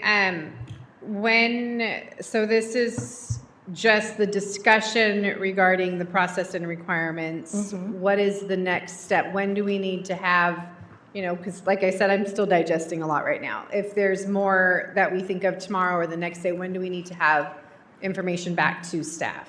At this point, this is training for you to understand the process and understand what you're considering. The very next item on your agenda is to have a public hearing and consideration of a zoning change. And so any feedback that you provide would be informal and we would accept it at any time. Gotcha, okay. So not really a deadline that we need to, No.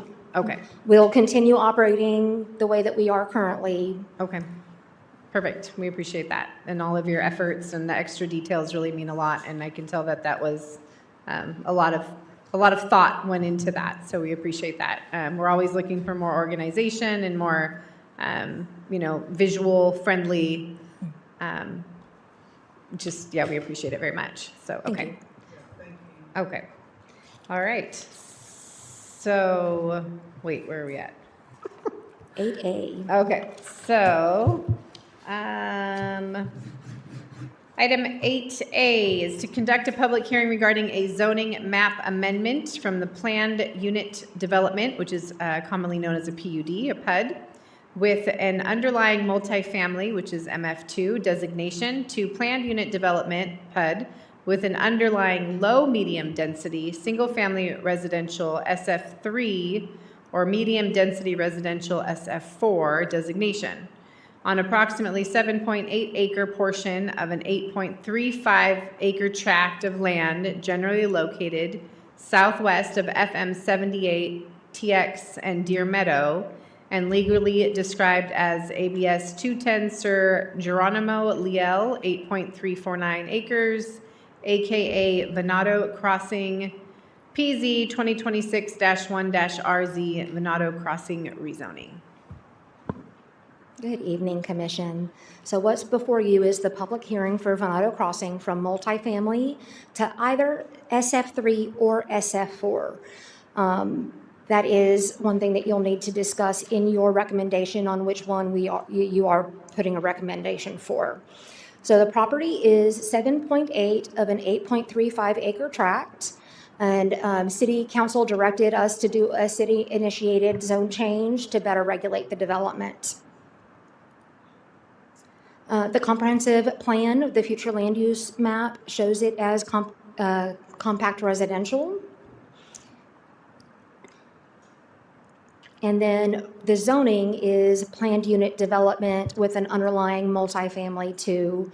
It is important to note that the PUD allows for a 7.5-foot side setback, 60-foot lot widths, and a 6,600 square foot lot area. So those are in the planned unit development document and would not change. The subject property is primarily undeveloped and it currently remains kind of in its natural state.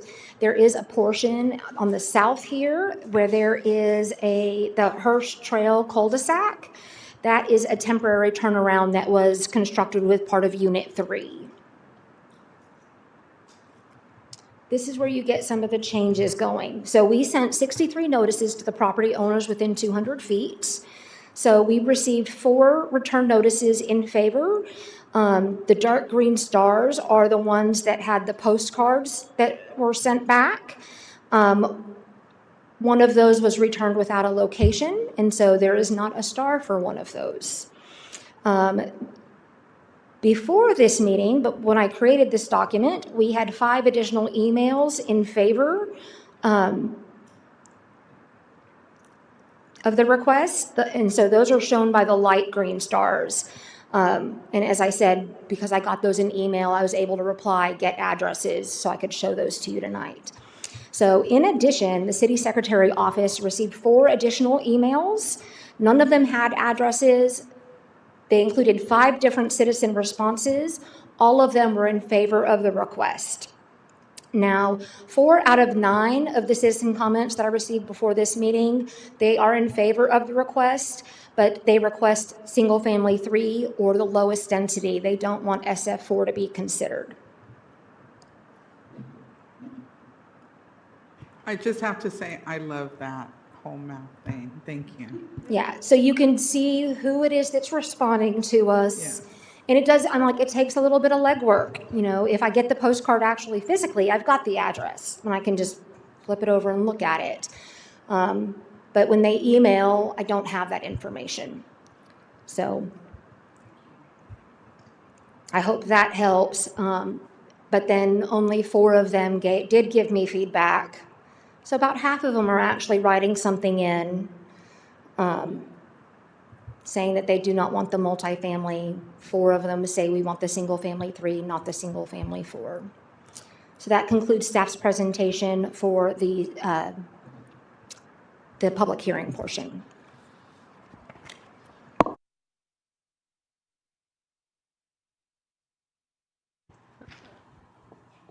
Okay, the time is 8:29, and I will go ahead and open up the floor.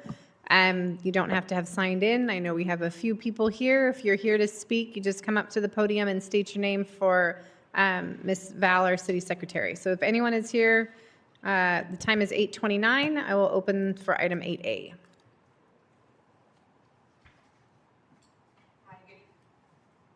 Hi, good evening, Commissioners. My name is Ashley Fairmont. I work with a law firm called Killian Griffin and Fairmont. I'm here tonight on behalf of the property owner that's the subject of this request, Heartwood Development. So the city reached out many months ago at this point, and let us know that council wanted to downzone this piece of property. It is included as part of the Venado Crossing project. It's part of a PIA that was approved in 2017 and shown as multifamily in the land study. So there is grandfathering for that type of use. But we understood council's requests and have been working with city staff for several months on what we feel is a change that can be supported by the project. So this has been planned as multifamily. But in working with the city and understanding concerns, we are supportive of single family if it's consistent with the remainder of the Venado Crossing project.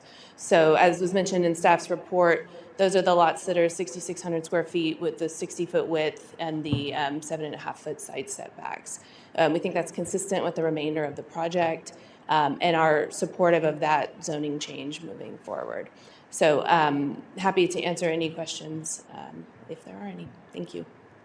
Thank you. And I'm sorry, your last name again? It's Fairmont. Fairmond? Yes. Okay, thank you, Ms. Fairmond. Okay. I would just hang tight close by. That way if we call you back up for specific questions. Okay. Thank you. Is anyone else here tonight to speak on this public hearing item?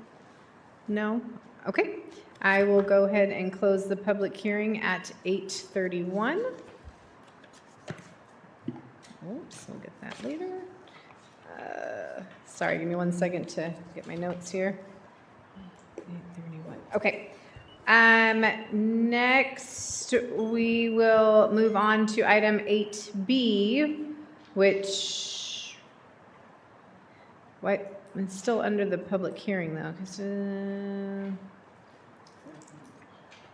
Yeah, so wouldn't that be, isn't So 8B this is- supposed to be under action? So this is where, on the agenda. Oh, okay, our new We are changes. moving them where they're both under public hearing, Okay. and you're doing public hearing consideration. Does that Gotcha. make sense? Okay. Yeah, not sure how I'm feeling about that. Okay. So, item 8B then, I guess, is, yeah, our discussion. Okay. Do I really have to read it all over again? Is that like rules? Do I? If I do, that's fine. Just, I can read it shorthand to make it easy. okay. Consider a recommendation to the city council regarding a zoning map amendment from PUD with an underlying MF2 designation to PUD with an underlying SF3 or SF4 designation on approximately 7.8 acres of an 8.3 acre tract of land generally located southwest of FM 78 Texas and Deer Meadow. Good to know I can do it like that. Everyone taking notes. Awesome. Okay, so commissioners, questions, comments for staff, for Ms. Fairmont, for each other. This is where we need to make some decisions. No questions. I mean, the comment I do have is, looks like everyone supported this as far as there's no objections from the actual people living there. So there has not been, while some people did originally write opposed, I followed up with them and they either said they opposed multifamily, Right. which means they were in support of the request. Sure. And that's, I'm like, you probably want the other designation if you're living there.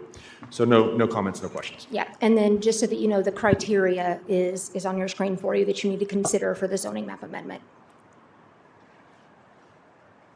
I know it's kind of drinking from a water hose right now, so it's totally okay to just sit back and. No questions. Gotcha. I don't have any questions. Ms. Fishback?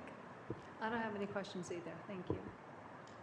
I just had one question for you. It seems like on the staff report and on the action, on the staff report, you say rezoning to SF2 or SF3 under the 2024 UDC would create non-conforming conditions. Can you explain that? Yes, so that is where the existing planned unit development has the 7.5 foot side setback, the 60-foot lot width, and the 66,100 square foot lot area. So if we were to move to one of those zoning districts, those, like SF3 was already included in the PUD. That's a I'm sorry, zoning. it was already what? I couldn't. So the SF3 was already included in the PUD. SF1 and SF2 were not included in the PUD original document. And so we're trying to stay consistent with the original PUD document because those are rights that are vested. And so that's when we looked at what we would want to rezone it, what's adjacent to it in the original planned unit development is SF3. So that is what makes the most sense. But we wanted to give you the option of SF3 or 4. But if you go to if you go to 1 or 2, these are not 1 acre lots. These are not half acre lots. All right. So that would create inconsistencies between the 24 UDC with SF1 or SF2. Okay, so if Does that we make say sense? SF3 or SF4, Mm-hmm. and you say you have an option, who has the option? The You do. council? You're making the recommendation, Okay, and then so, we will take it to council with your recommendation, but are you asking us to recommend one or the other, or both? one or the other. One or the other? Okay, thank you.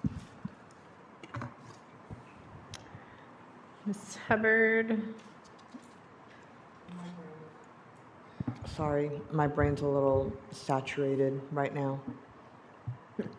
Under the analysis where it's saying met, not met, is that, That is this section. yeah. Oh, okay. So is the application complete? Is it consistent with the master plan? Does it promote health, safety, general welfare of the city? Is it compatible with the present zoning and uses of nearby property and the character of the development? Is it being rezoned for uses that are permitted in the district that can be applied by the proposed development?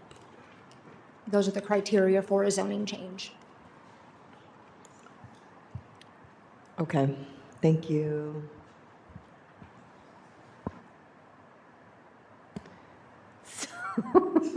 I'm sorry. No, I I'm know, sorry. I feel like we had a long, Can you it's just, a lot of information. So pretty much Yeah. with the analysis, everything checks the box except for the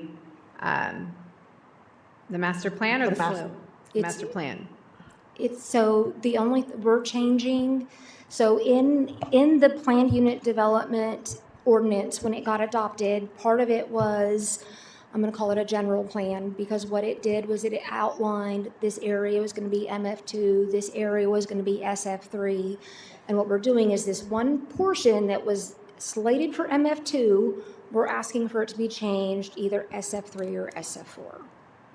Yeah, okay. So it's that planned unit development general plan and what it was designated as an underlying district under the planned unit development. Okay. Well, and we appreciate Ms. Fairmont being here because she's saying, Ms. Fairmont, can you come back up for just 1 minute?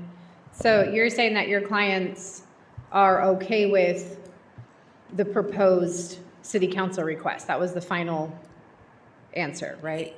If the recommendation or the action is for SF3 as it existed under the PUD, the existing land study, or sorry, the PIA and the existing land study, and the PUD, I guess. So that's all we're asking for, is that if it's going to be single family, it be consistent with the rest of the project, which is a little confusing because the rest of the project, that zoning was completed under the 2013 UDC and not the 2024 UDC. Yeah, well, we've had a lot of work done, and so do you feel then that the 2024 UDC is still fair in what it's? The SF3, and correct me if I'm wrong, but SF3 under the 2024 UDC doubles the lot size. So they are vested based on their SF3 current fits the planned PUD. unit development under SF3, that between their attorney and the city attorney, they would still be allowed to do the 7.5-foot setback, 60-foot lot width, and 6,600 square feet, no matter what zoning change you do. They were vested to those deviations from their original PUD and land study. Correct, but Ms. Fairmont was saying if, right, because you're showing probably a decent discrepancy between the 2013 and the 2024, right? So you're still okay with all of the criteria, your client, that is being. I think what she's explaining helps me understand and helps me be okay with it.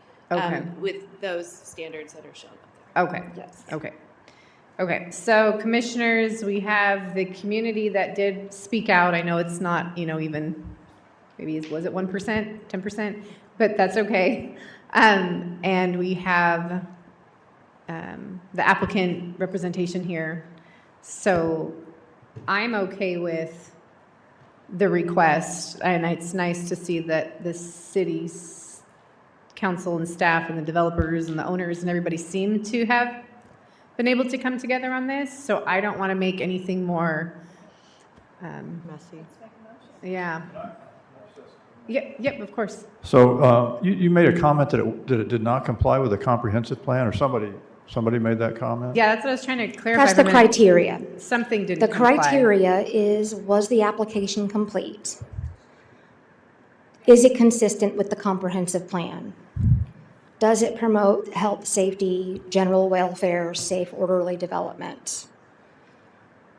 Does the present and conforming uses nearby and the character of the neighborhood, does it match that? And then if it's going to be rezoned, is it the property suitable for the uses permitted in that zoning district? That's the criteria for a zone change. About the comprehensive plan, and I think Yeah. we're saying it is consistent. Yeah, so the comprehensive plan has it designated as compact residential. So I would say SF3 is compatible with the Yeah, compact I think we residential had seen future land somewhere use that zone. it said it wasn't compatible with something, but we're being clarified that no, it does. Yeah, is, it's compatible with the Yeah. PUD and with the vesting. Yeah, it's, Yes, yes. okay, so again, to Ms. Fishbacks, would someone like to make a motion? I do have one quick question. Why does it say possible action? I haven't seen that before either. It That said is- discussion or possible action. The reason why we have started adding possible action, because it is possible that you could fail to act. Okay, so that's just So some hopefully that's just that does legalese. not happen. Okay, gotcha. But it could. All right, we are getting down to the nitty-gritty legalese. Yeah. Gotcha. Okay, so that's fine. Great. Back to a motion. Anybody have a motion? Oh, I thought Ms. Fishback was making it, sorry. So I was looking for so can you guide us here on, so I move to make a motion to approve the rezoning to an SF3, right, which is compatible with all the zoning, the PUD, everything. So I don't know if that's Perfect. sufficient. Okay. I second. Okay, motion and a second. Aye. Aye. Aye. Aye. Aye. Aye. Okay. We are all, motion carries. Okay. Gotcha. Okay, thank you everyone that came and spoke and yes. Item 9, which is UDC CIP Master Plan and Staff Updates. Item 9A, receive updates and announcements from staff regarding current and upcoming planning-related projects, applications, and initiatives. Good evening, Commission. Okay, so first changes by the City Council. They did do new appointments to Planning and Zoning Commission and Board of Adjustments. We'd like to welcome our new member. They did do the final acceptance for the public infrastructure for the Olive Garden. And then they also did a development agreement for the proposed Monte Cristo, which is off of Coy Lane in the ETJ.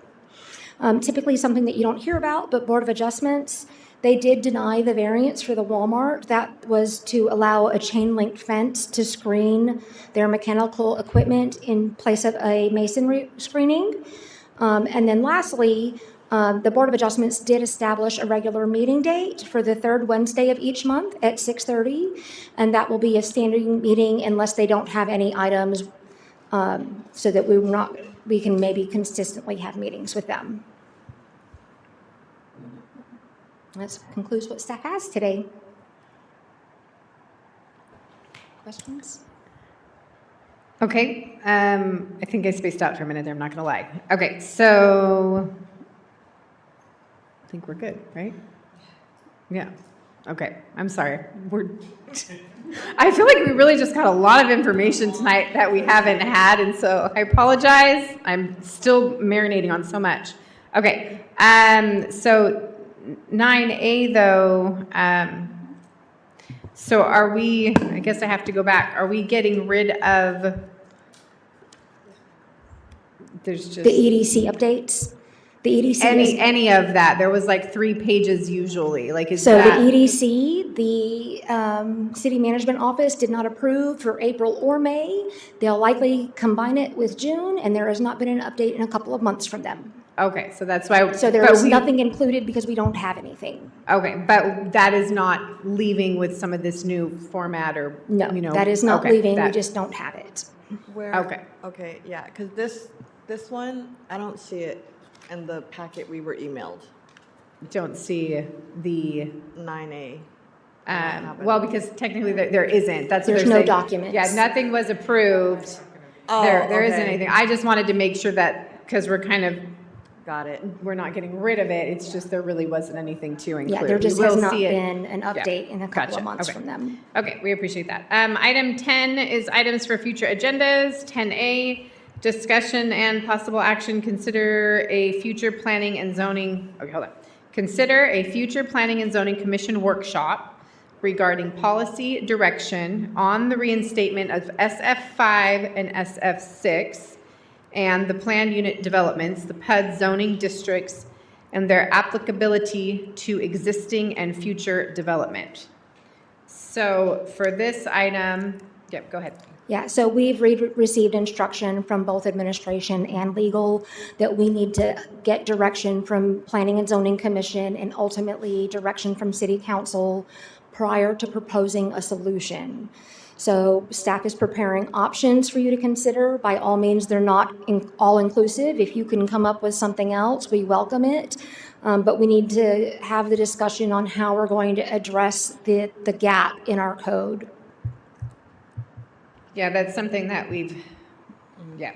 Okay, so for right now, we just need to, Discuss a date for a workshop. yeah, this is a discussion for the discussion, as we were joking one time. So, okay, so are there dates coming up? And this is, I know you and I, Ms. Briscoe, had talked about summer's kind of hard, and usually nothing's, August 15th, whatever, school, and everybody kind of gets back into the grind. And so I wasn't in favor of having any other meetings until mid-August.